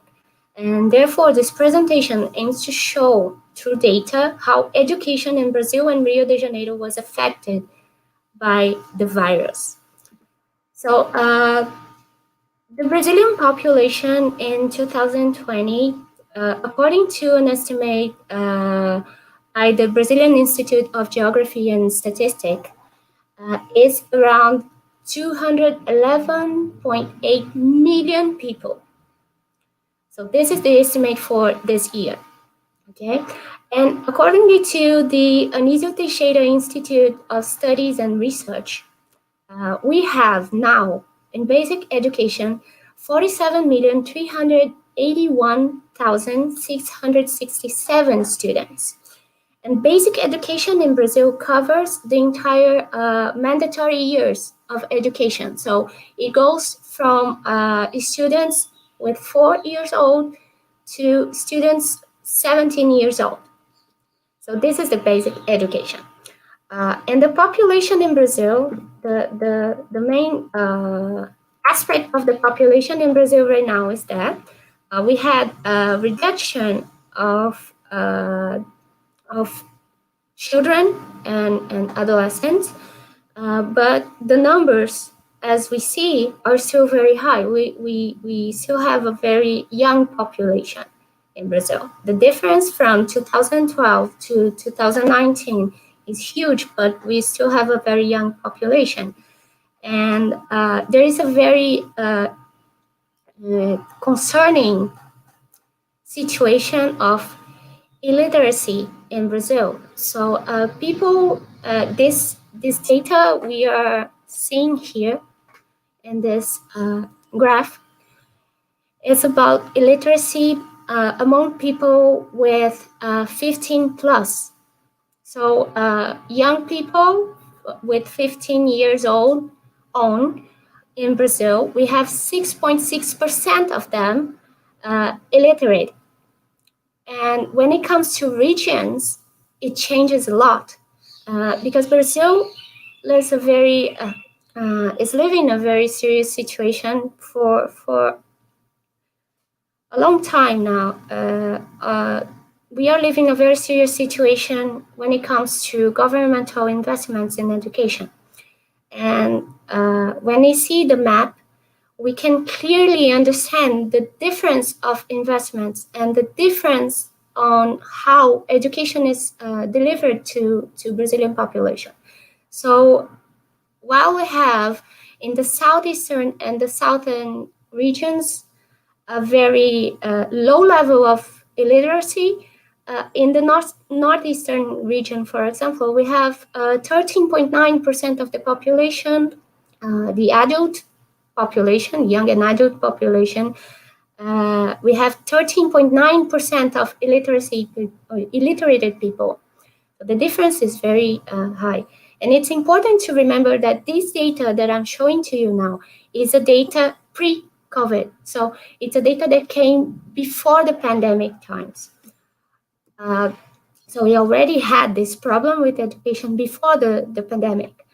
And when it comes to the level of instruction of people, and then and here I'm talking about adults, so people with 25 plus, we have 6.4% of these people without any instruction. So we had it before the pandemic, right? 6.4% of these people, adults, have no instruction in Brazil. And we can see that when we talk about levels of instruction inside basic education and with superior education, it changes a little bit. But the main data that I want you to pay attention is the no instruction data. The first one is 6.4%. So these people never had access to education. They were never registered to a school. Okay, so this was the scene before the pandemic. And when it comes to Rio's population and education, we have for this year, for 2020, an estimate of 6,747,815 people. And talking about students, for students enrolled on basic education, we have 1,337,999 students. And the image for the last census in Rio, the image of our population was that. So we had a very young population with a very large base. So we have a lot of children and adolescents that are mandatorily enrolled on schools, or our law defines that they must be enrolled on schools during these ages. So we have to attend. The government must provide education to a large number of people. Analyzing the city of Rio, we can see here in this red mark, this is the city of Rio inside the state of Rio de Janeiro. So the city of Rio has a level of instruction for children from 6 to 14 years old of 96.9%. So we don't have, we cannot attend the entire population, right? So compared to the other cities in the country, we are the city number 3,751. So in Brazil, we have 5,570 cities, and Rio is the number 3,751 when it comes to instruction and education for children. Inside the state of Rio de Janeiro, the city of Rio is the number 68, right?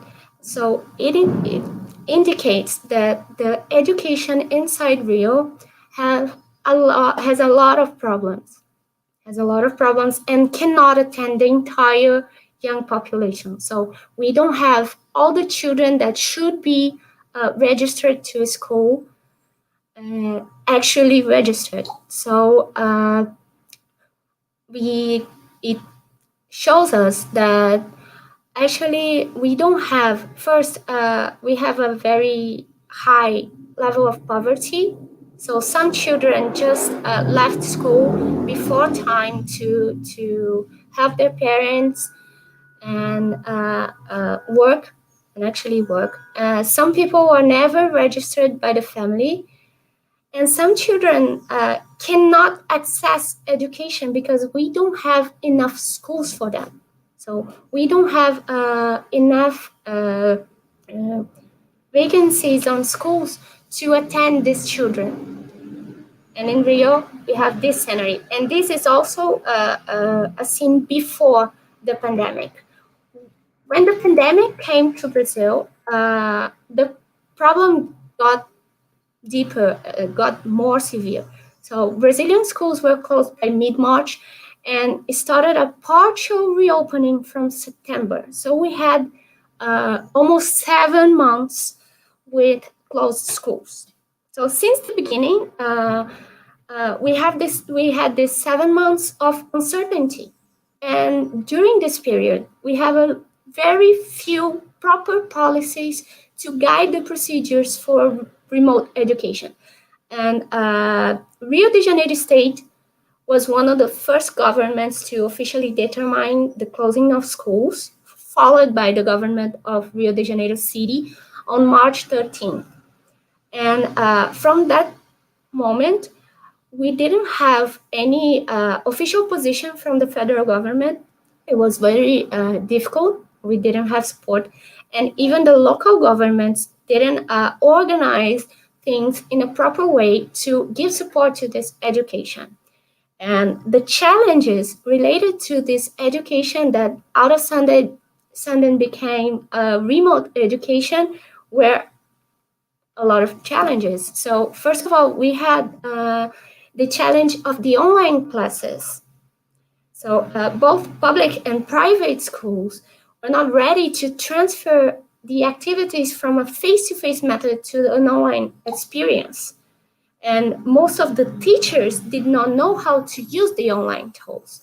So the schools had to, in a very quick action, they had to prepare the teachers and the students to use new tools in an online experience. And they didn't have, most of them didn't have platforms, online platforms to use. They had to adopt new platforms. They had to get used to these platforms. They had to prepare material to pass on to these students and try to maintain the education while the schools were closed. Another challenge was the public education. As I mentioned before, the governmental investments on public education are very problematic in Brazil, and it became a bigger problem with the necessity to change the method of delivering this education to the population. So a school that weren't very well prepared before the pandemic had to find a way to adapt the methods for a remote education. And some of these schools here in Rio and also in other areas in Brazil doesn't even have computers. They had to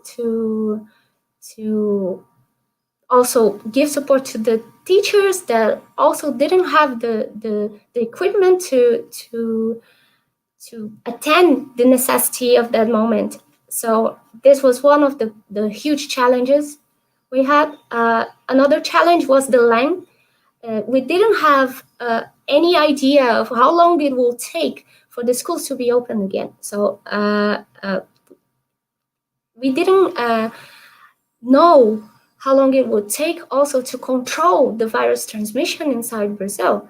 So it was not possible to determine how long the remote education would be necessary. So a proper planning of a school year was very affected by this change. We didn't know how to plan the classes considering this remote education. And we didn't know how, when it will be possible for us to be back to schools and be back to a normal system of education. So it made the organization and the administration of schools, and then I'm talking about, and in this point I'm talking about public and private schools. It made very hard for these administrators to plan everything inside the schools. It got a little bit confusing.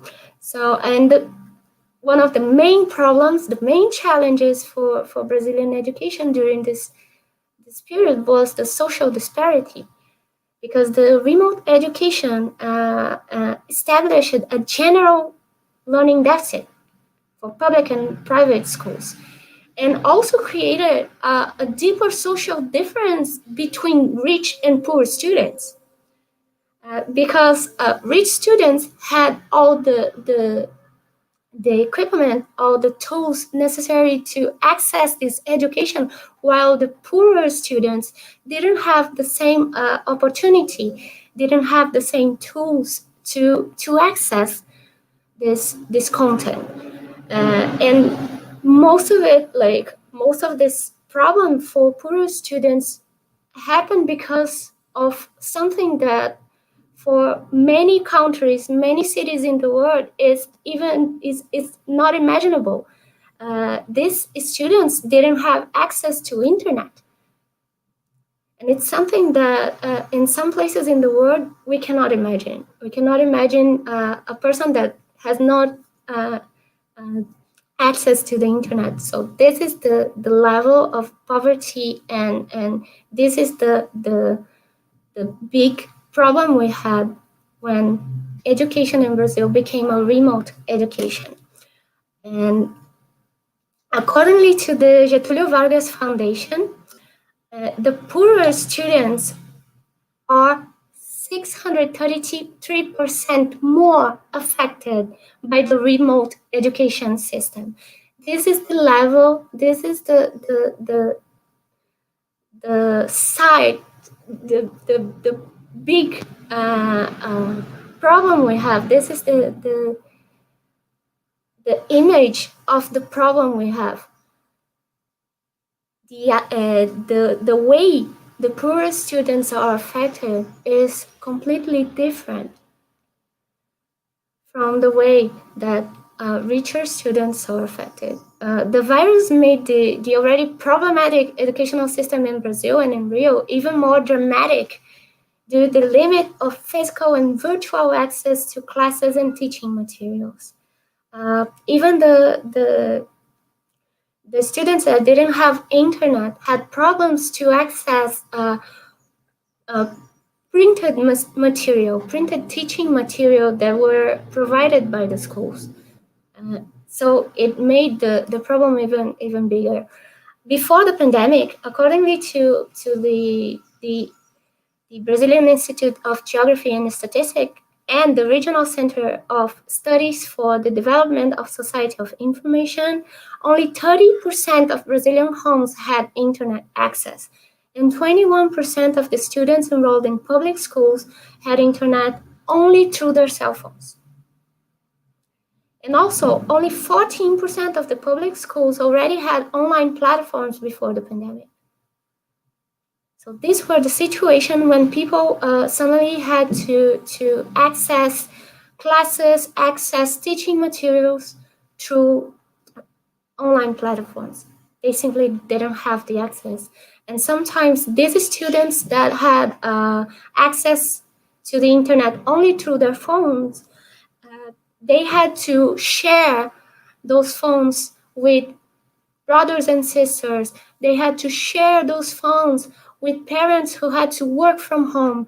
So it became a huge problem. Access became a huge issue for Brazilian education.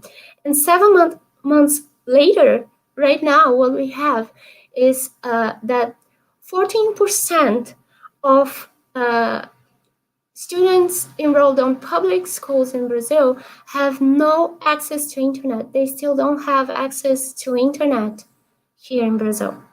And for students between 6 and 15 years old, 13.5% of them don't have access, not even to the physical teaching material, the pressed teaching material that are distributed by the schools.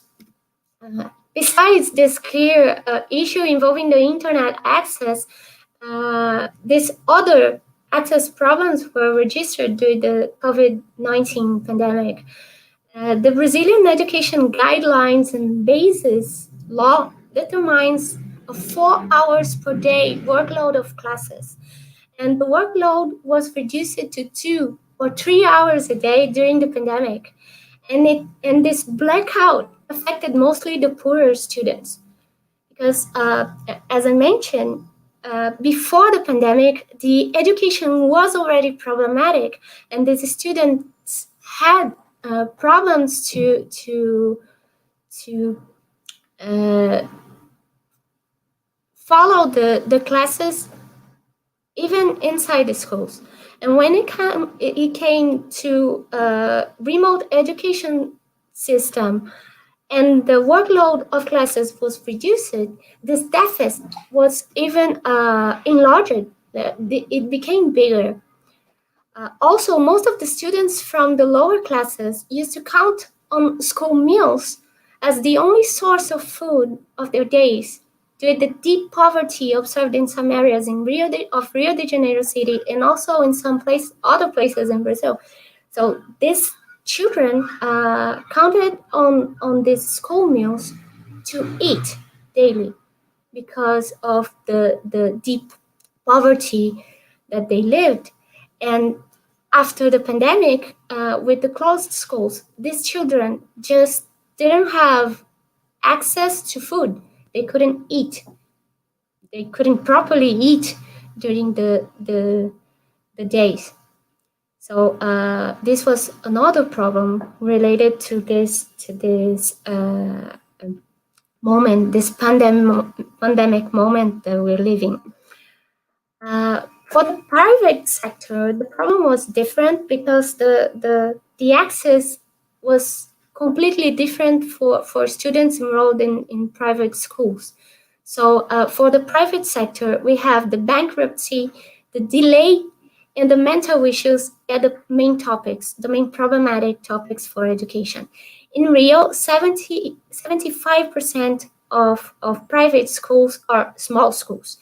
And the establishment of the remote education system made the level of financial default and cancellation of registrations grow.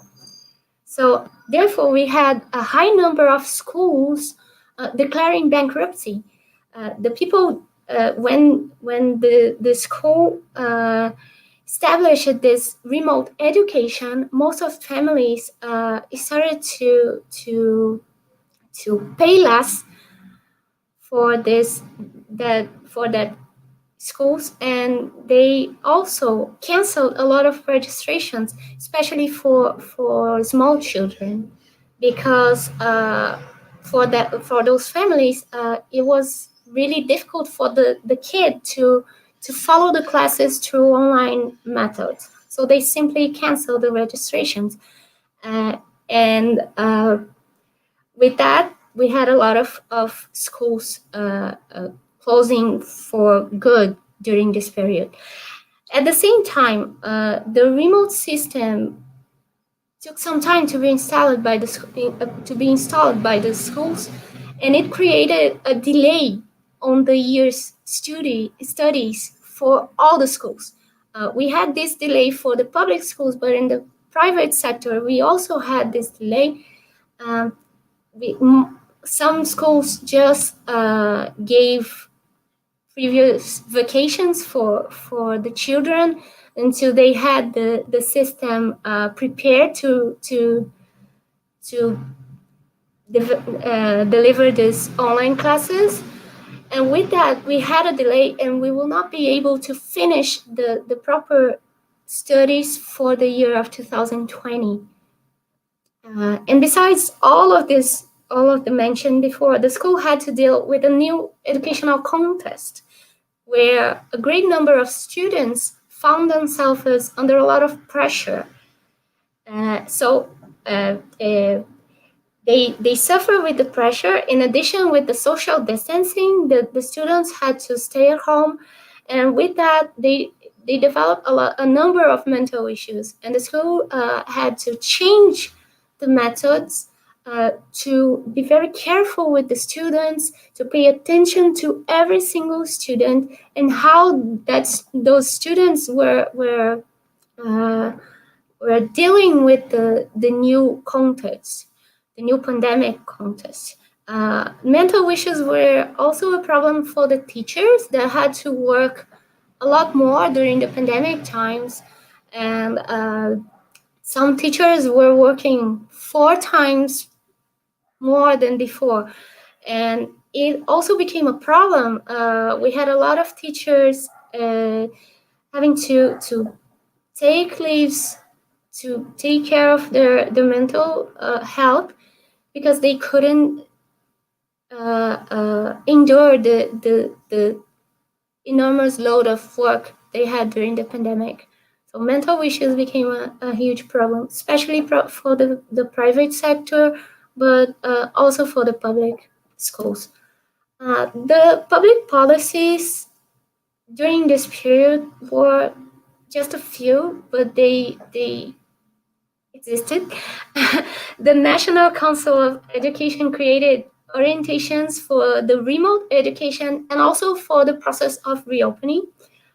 During the period of remote education, the Ministry of Education declared that the online classes will be considered as workload of classes for the year of 2020. Of course, with rules and conditions to be adapted by the states, the cities, and the private schools. These rules and conditions included how they would control the time the students were attending to classes, if those students were attending to classes or not, if the conditions and the content of those classes were valid or not. So following these rules and conditions, the schools will be able to say that those classes and that content was covered during the period of online classes. And for a reopening plan, the ministry established health protocols and administrative procedures to create the best conditions for the professionals and the students. Those procedures established by the Ministry of Education were widely applied in Rio, especially in private schools. And when we talk about private schools, of course, it was applied in a better way for private schools because the remote classes were functional for private schools. And for public schools, we have other problems, but the governments, the local governments, try to adapt these policies. When talking about the policies of the city hall and the state in Rio de Janeiro, it's important to point that education, local education is divided. So inside a city in Brazil, the public education is divided. So the city hall takes care of the initial years. It takes the education from 4 years old to adolescents with 13, 14 years old. And the state government takes care of education from 14 to 15 years old to 17, 18 years old. And they work together inside the cities for the education inside the cities. And there was few or non-actual policies planned for the remote education or the reopening. During the period of remote education, the city hall and the government of the state announced a number of policies. So they promised to distribute cell phone chips, and they also promised to distribute pressed teaching materials, right? Printed teaching materials to the kids that could not access the online platform. They also promised to distribute food for those kids that were counting on school meals to have the daily meals. And they also promised a lot of support. Most of these promised policies were not done or were not effective. And this created a deeper problem for public education. The same happened for the reopening plans. The reopening plans done by the City Hall and the state of Rio de Janeiro were not properly done until a few weeks ago. So during this entire period, there was just uncertainty. We had 7 months of uncertainty related to how to deal with remote education, how to deal with a possible reopening of schools. And public and private schools in Rio were reopened in October, back in the beginning of this month. And we already had a lot of COVID-19 cases in private schools that had to close the unities, had to put their students and teachers in quarantine again. The public schools were reopened with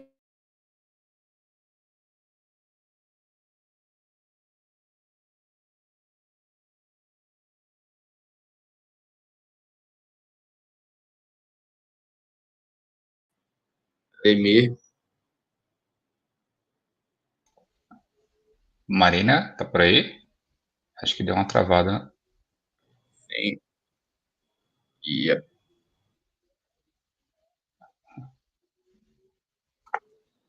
Fala com ela. Okay. Yeah.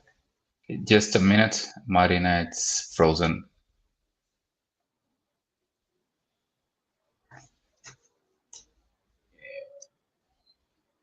I think her connection is Yeah. down. She was in the very ending. Yeah. Okay. Something went wrong. Let us wait a little. I think she will return really soon. Okay.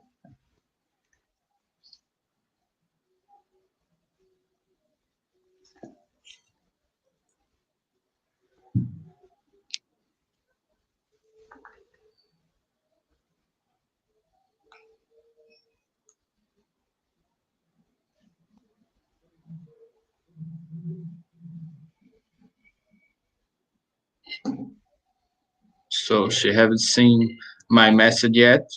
I think have to wait a little more. Also, or maybe you could do. Oh, start a she just present page. replied now. Yeah. She just Okay. replied now. I think she will return. Okay, great. Yeah. She's coming back.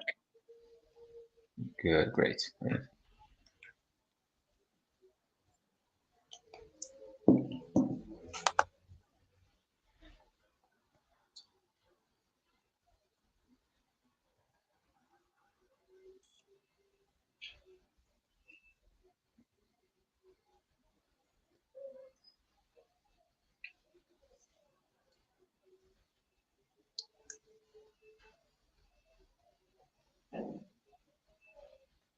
She's back. I'm back. I'm sorry. Hey! Okay, yeah. Well, welcome back. Online issues. I don't know until which point you were able to hear me. So Tu tava no antepenúltimo slide. no de 2021. The policies of the city, how and the state. Eu tava falando nele, se eu não me engano, e caiu. Eita. Não, então eu vou continuar daqui. Parou aí. Aqui, Parou né? aí. Eu não sei nem até que ponto foi, mas enfim. Okay, I'm sorry. I had a small internet issue here. As I was saying, the public and private schools in Rio were reopened in October 2020, in the beginning of the month, amid much uncertainty. So we actually didn't have proper public policies to follow, orientations that were concrete to follow. So for 2021, what can we expect from it? The Ministry of Education in Brazil declared that schools all over the country will live a continuity. This year will be connected to 2021, and no student will fail the school year of 2020. Also, remote education will continue for those who prefer to maintain online classes for safety matters, and normal classes will not be resumed until we have a vaccine. The difference among poor and rich students will prevail and maybe get larger. As we saw, the impact on education was was a big impact, and for students, poorer students and students on the enrolled in the public education, it was even more problematic, and without proper plans, proper governmental policies, we will not have a a better situation. We can expect a very difficult situation from Brazilian and Rio's education in 2021 unless the government can properly organize an educational plan that gives similar conditions to every student and at the same time ensure the health of us all, ensure the health of the students and the teachers and the other professionals involved in education, especially basic education. With my presentation, I aim to bring this thought about education and the importance of education. And I would like to leave you guys with this quote from Paulo Freire that resumes everything that education means to me and how, in a world like this that we are living now, education can be the key factor for a change, for a transformation. So Paulo Freire wrote, "Education does not transform the world. Education changes people. People change the world." Thank you very much. I'm sorry for the issue, the internet issue. No problem. Thank you very much, Marina. So, Igor, it's up to you now. Okay, so your issue, it's a common issue. Everybody passes through that, so it's not a problem. It's an everyday problem. Every people have this problem today. So many people accessing, you said that in your presentation. So, and internet in Brazil, it's in the end, really it was an awful. example. So, yeah. It's a common problem. Just like, oh, I have to go to the bathroom, my internet is down. So, yeah. So move on. My name is Igor. I'm a professor from University of Pernambuco, and I work in the international office with my friend, Mr. Carl Schuster. So people who saw the presentation yesterday also met him at a time. I have a really, really tough mission now because the previous presentations from the professor from China and Marina was very rich from information. So I have a really, really tough mission to maintain the level. So it's going to be really, really hard. I will share my screen. Let me see here. Yeah.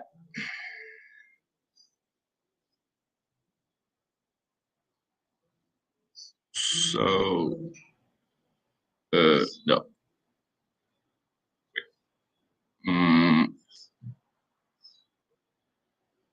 Here. Okay. Can you see? Yeah. Is that okay? Yeah, it's okay. Okay. So, my presentation is going to, I don't know, maybe I don't know, develop some subjects that our colleague from China and Marina has already presented. So it's more than a dialogue than just a presentation.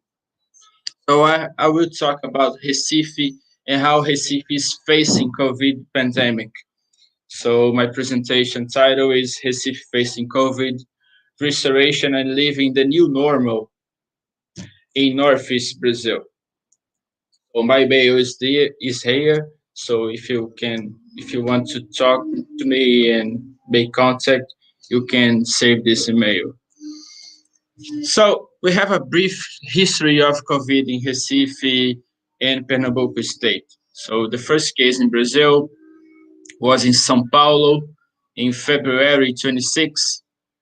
Many, the press quickly divulgated, oh, coronavirus is in Brazil, São Paulo, and all the all the media, the memes and jokes Brazilian commonly make about serious situations. I think most of people who are watching us is Brazilian and knows that we make jokes from everything. The first death in Brazil is also in São Paulo in March 12. In Recife, the first case was in March 5th, and the first death in Recife was March 26th. So it's been really, really quick how COVID developed in Brazil. So the national spread was in March 20. So all the states in mid-March was facing COVID. So it was really, really quick how COVID spread in Brazil. So at first we have this character of COVID spread due to international travels. So people who come from Europe, China was infected and passed to other people. So in March 18 and March 20, we have this national spread. We won't be able to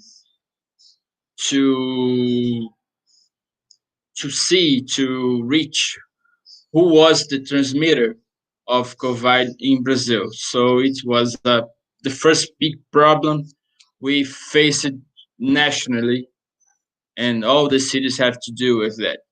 So in Pernambuco, we reached 100,000 cases in May. So it's almost 2 months after the first case. In the same date, 600,000 in Brazil. So it spread really, really quick. Yeah. I need to change for the private chat because I want to read all the comments and I'm going to lose my presentation. Today in Brazil, we have 5 billion cases and almost 170,000 deaths. It's more than we can ever imagine since the beginning of COVID. Today in Pernambuco, we have almost the same numbers of deaths in Brazil and almost 9,000 deaths today. The number from last week. Okay. So measures on fighting COVID in Pernambuco. Pernambuco is the state with which Recife is located. Recife is the capital of the Pernambuco and situated near the sea. People who knows Pernambuco, it's a very flat state, and in the sea to the inner territory, we have almost 800 kilometers. It's a flat and really, really wide state in this case. So Pernambuco stopped all economical activities at March 18. All economic activities were stopped, and only essential activities were functioning, so such as hospitals and markets for people to buy food and bring home. So only these activities were functioning at this date. So educational system was suspended, just like Marina said at her presentation, and circulation was restricted. So people cannot leave home if were strictly necessary. This were more, I don't know how can I say this, but more tough in April when the state of Pernambuco wrote a rule that every people have to wear masks to leave your homes, to have a fundamental thing to do outside your home. So people can go out without a reason. It's the rule. So we can discuss if this rule was effective or not. I think we can discuss this later, but it was the rule to wear a mask. Many people didn't wear a mask and don't wear a mask even today. We walk in the streets, we see the buses that we were going to talk on the next slide, and people aren't using the mask. So it's a big problem here, just not only for the disease, but for the forms of relationships that we are facing on this time. Right. So this state adopted some comeback measures. So economy was really affected, like our colleague said. In Brazil, it was I can't tell it was the same thing, but we suffered economically as well. We established a coexistent plan that is analyzed week by week. Week by week, the state of Pernambuco is studying and making conclusions about if we can step up to another level, or if can go back to the previous level. So it's being analyzed week by week since maybe May or beginning of June this year. So in June, the state declared the return of some activities.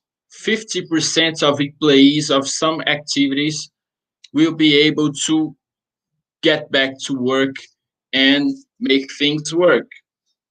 So until this day, many economical activities were using delivery systems. Delivery in Brazil, it's really common when you speak of meals, food, restaurants use delivery meals regularly. We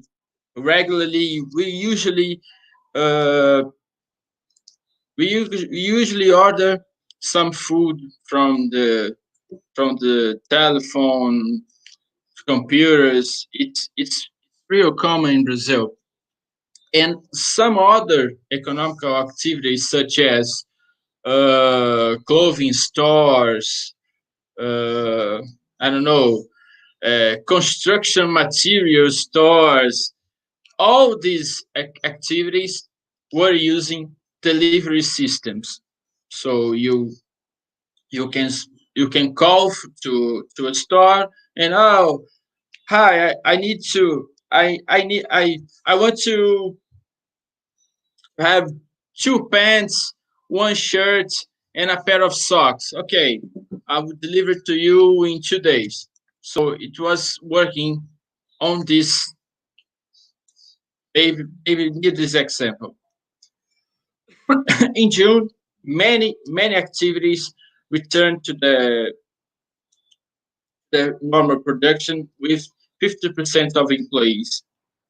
In November 10th, State of Pernambuco declares the return of all economic activities and establish the new normal situation. What is the new normal situation? All the economic activities were back with 100% of employees, 100% of the capacity, but we have to respect the social isolation, the health measures,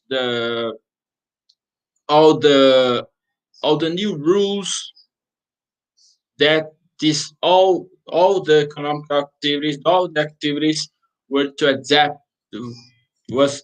adapt for this new normal situation. So we have two categories that is important to speak here.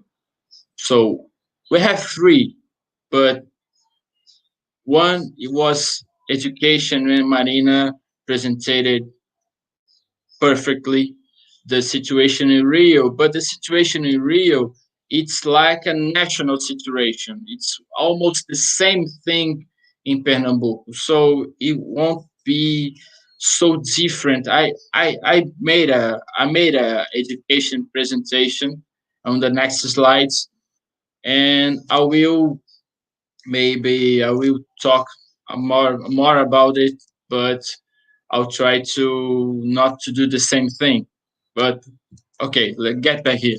So health system, we had seven contingency hospitals in Recife, because Recife was really affected by COVID, and almost more than 9% of the ICUs were occupied by COVID patients. So it was a very serious situation, and 7 contingency hospitals of the public system of Recife was opened to face COVID, to give more rooms at the ICUs on the city. So in Brazil, we have two health systems, the private system and the public system. It's important to say that, because if you see the United States, for example, we have 100% of private system, and you see the number of deaths and the less of care, of the government care to people who doesn't have money to afford a health care. So we have a public system that reach universally, and private systems focusing people who can pay for health care. So it's not for only the rich people, such as in other countries, but in Brazil, even the middle class pays for health care. And it was really important, the coordination of the both systems to deal with COVID. So public systems opened contingency hospitals. So the mayor of Recife announced the opening of 7 contingency hospitals, as I said. And the private system was adapted to attend COVID patients from the private system, of course. So many big hospitals in Recife established a specific area of the hospital to attend COVID patients. Tests is a problem. So we saw on TV that China applied tests in everyone. In Brazil, we didn't have this opportunity. It was a big problem to study how COVID was spreading at the state or in the whole Brazil. So in Recife specifically, we have the public system making tests for people who has the symptoms of COVID, and the private system making tests as well, but people have to pay, and it's not cheap to do the tests. So if the minimum wage in Brazil, it's 1,000 reais. The test is 300 reais. So it's almost 30% of a minimum wage in Brazil. So it's really, really, really complicated how this was developed. So the mayor of Recife, the city hall of Recife, announced the public test in an app they created, that people who has symptoms enter this app, and a professional come to his home to do the tests. And we have two drive-thrus that people goes to with your car or walking and do the test for free. So this person has to be with the symptoms, because it's not possible to do the test without the symptoms if you won't pay. So the third thing here in the health system is the masks. It's really important to debate the masks. As I said before, many people use masks in strange ways. So if everybody knows that the mask has to put on the ear or on the head and cover nose to chin. So in Brazil, we have this very specific situation, very peculiar situation, that masks goes to the chin and do your mouth and nose unprotected, or the brilliant strategy that you can put your mask to cover your mouth, but your ear is open.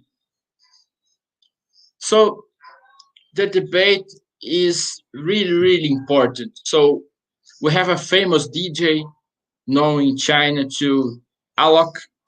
Alok made a live presentation on TV, and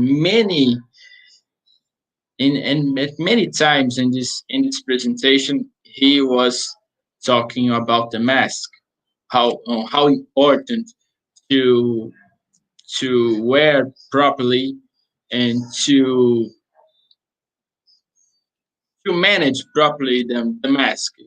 We can touch your ear, your nose, your mouth.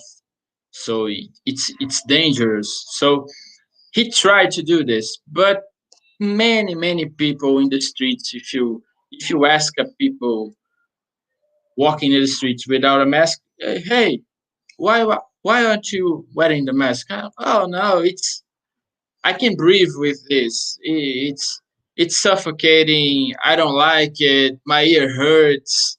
Many excuses for not wearing the mask.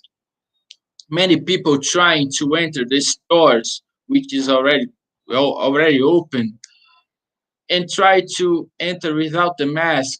And the employees of the store says, "Hey, you can enter without a mask." And he was, "Oh, it's very unfair. Oh, I have the liberty to wear a mask." So it was these problems. Okay, Ademir, my production here was telling me to speed up, so I'm going to speed up. So we're going to talk about quickly the public places, so such as malls, streets, concerts, and especially the public transportation. I'm talking about Recife, but I think Rio has the same problems. So at malls, malls were reopened in June. In June, the malls were reopened, and many people was going to the malls to buy, to hang out with friends, with family, just saying, "Oh, COVID is not a problem anymore." So we saw that the number of cases due to the malls, the reopening of the malls, was impacted. So the number was increased because of this back of the economic activities. So streets, professor in China, I'm sorry, but I don't remember. I can't say her name. I'm awful on this. So she showed us a photo of the streets in China, really empty, nobody on the streets. We saw the same image on Italy on television, nobody on the streets. Then we saw Brazil. So it's just like a normal day. People were running, making exercises, going to a bar, which weren't respecting the rules to close the activities. Many things that we saw commonly in the days pre-COVID. So streets was a big problem here in Brazil. Concerts was totally canceled, and it has been returning since October, now November. It's returning the concerts and the events for more than 300 people, 500 people. I don't know where this will take us, but this is returning. And public transportation, the most problem of the streets, the public places in Brazil. We know that public transportation in Brazil, it's really awful. Many people, the capacity is not enough for the Brazilian population in all the states of Brazil, in Rio, in Recife. So many people who can afford buy cars.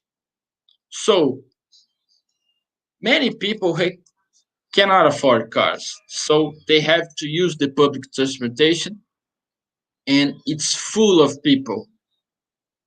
A recent study, I think it was published in August, a recent study tells that public transportation is not a way, it's not a transmission way. So it's really strange how a bus full of people, we don't have a same space for 4 or 5 people really together, how this bus won't be a transmission case. So it is very strange. And the organization of the transportation public in Recife, called Urbana, they tell us that they won't return the 100% of capacity until all economic activities are back. So it's complicated, because if all people are on the streets circulating, how can we live with only 70% of the public transportation available for the population? So it's a problem that was already solved, but at October, September, it was this problem. So how about the educational system? I'm going to talk really quickly here. So I'll pass this because Marina already talked on her presentation. So we have a thing that I want to talk that Marina has already presented. That is the difficulties for teachers and students. So teachers have a high demand of work. They work 3, 4, 5. So we have 5 times more work. They work until Monday to Sunday, 7 hours, 7 days, 24 hours a week, because we have this technology who demands almost instantaneously work. So we have to respond, we have to reply, we have to do materials, activities, all these obligations of a professor almost instantaneously. So we work 24/7 now. I saw this week on TV a story of how schools are returning to the presential classes, and I saw a scene that was really complicated. A professor in the class with, I don't know, maybe five or 6 students, and the students are hearing what teacher are saying. It's small children. I don't know, maybe 7, 8 years, not more than that. And she was sitting in a chair on a table with a computer open, doing a presential class and a remote class at the same time. So how can this be possible? So this is a way that schools won't pay more for professors. So you have to do 2 activities, paying for 1 activity only. But it's really complicated. How children will understand the subjects that is being developed by the professor. So it's really complicated. The students in whole Brazil don't have an equal situation. So even you have a public system and private system of education, as Marina said, but we have this familiar support, the personal problems that if teachers and students faces day by day. So we have a student, they have a family that supports the study at home, but we have some students that doesn't have a family to support the study at home.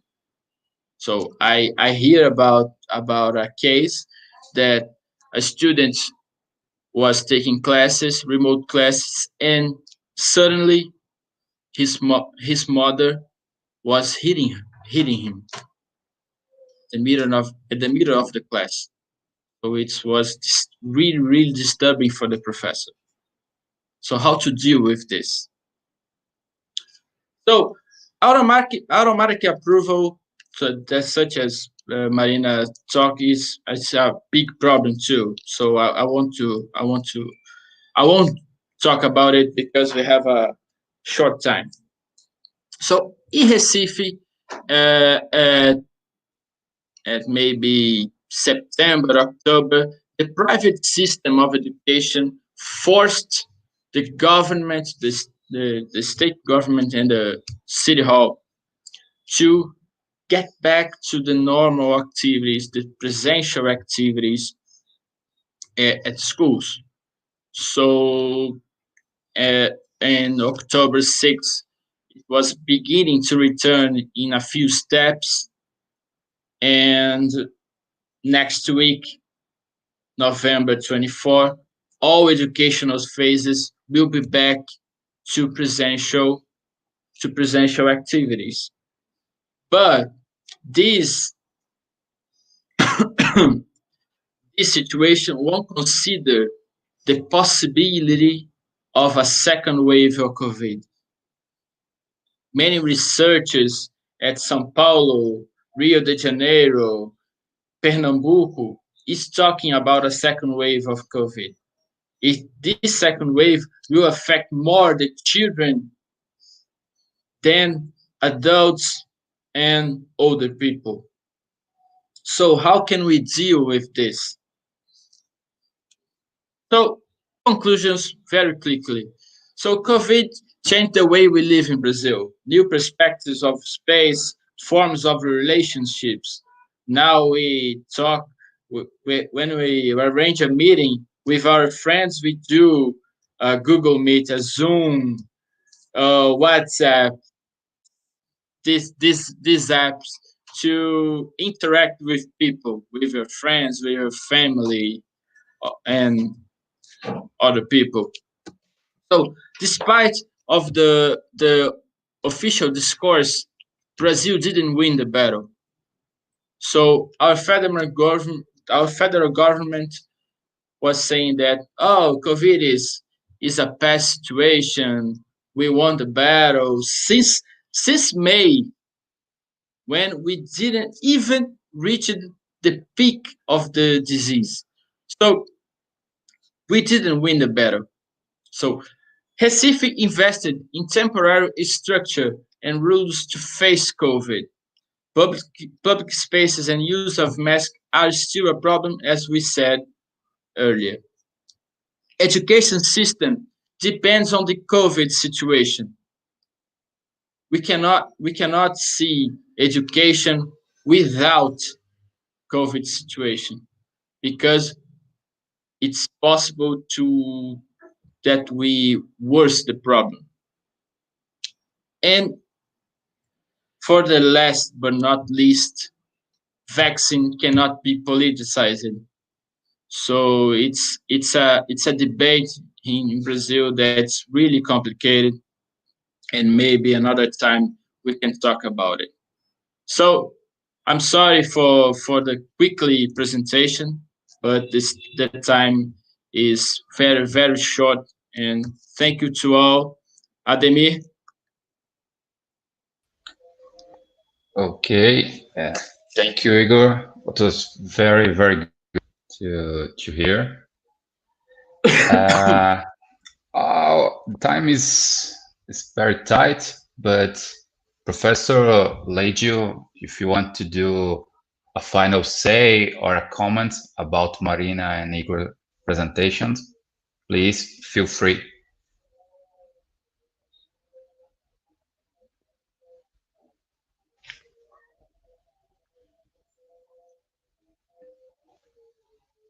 Professor Leggio? Hello. Hello. If you want to do a final say or any comments so we can close the seminar, feel free to do it. Oh, it's a great opportunity to have the chance to present the topic, and also hear about the COVID and the education in Brazil, and also the situations. Yeah, it's really helpful and it's fruitful. Yeah, thanks. Thank you all for the presentation and for the talks. Okay, great. So I think we can close the seminar. Thank you very much again, Professor Marina, Igor, and Professor Leggio. I know it's very late in China right now, so thank you for your availability and for your attention. Thank you so much for the opportunity, Professor Ademir. Thank you, Professor Leju, Professor Igor. Thank you very much. Guys. See you. See you. Goodbye. Bye. Bye.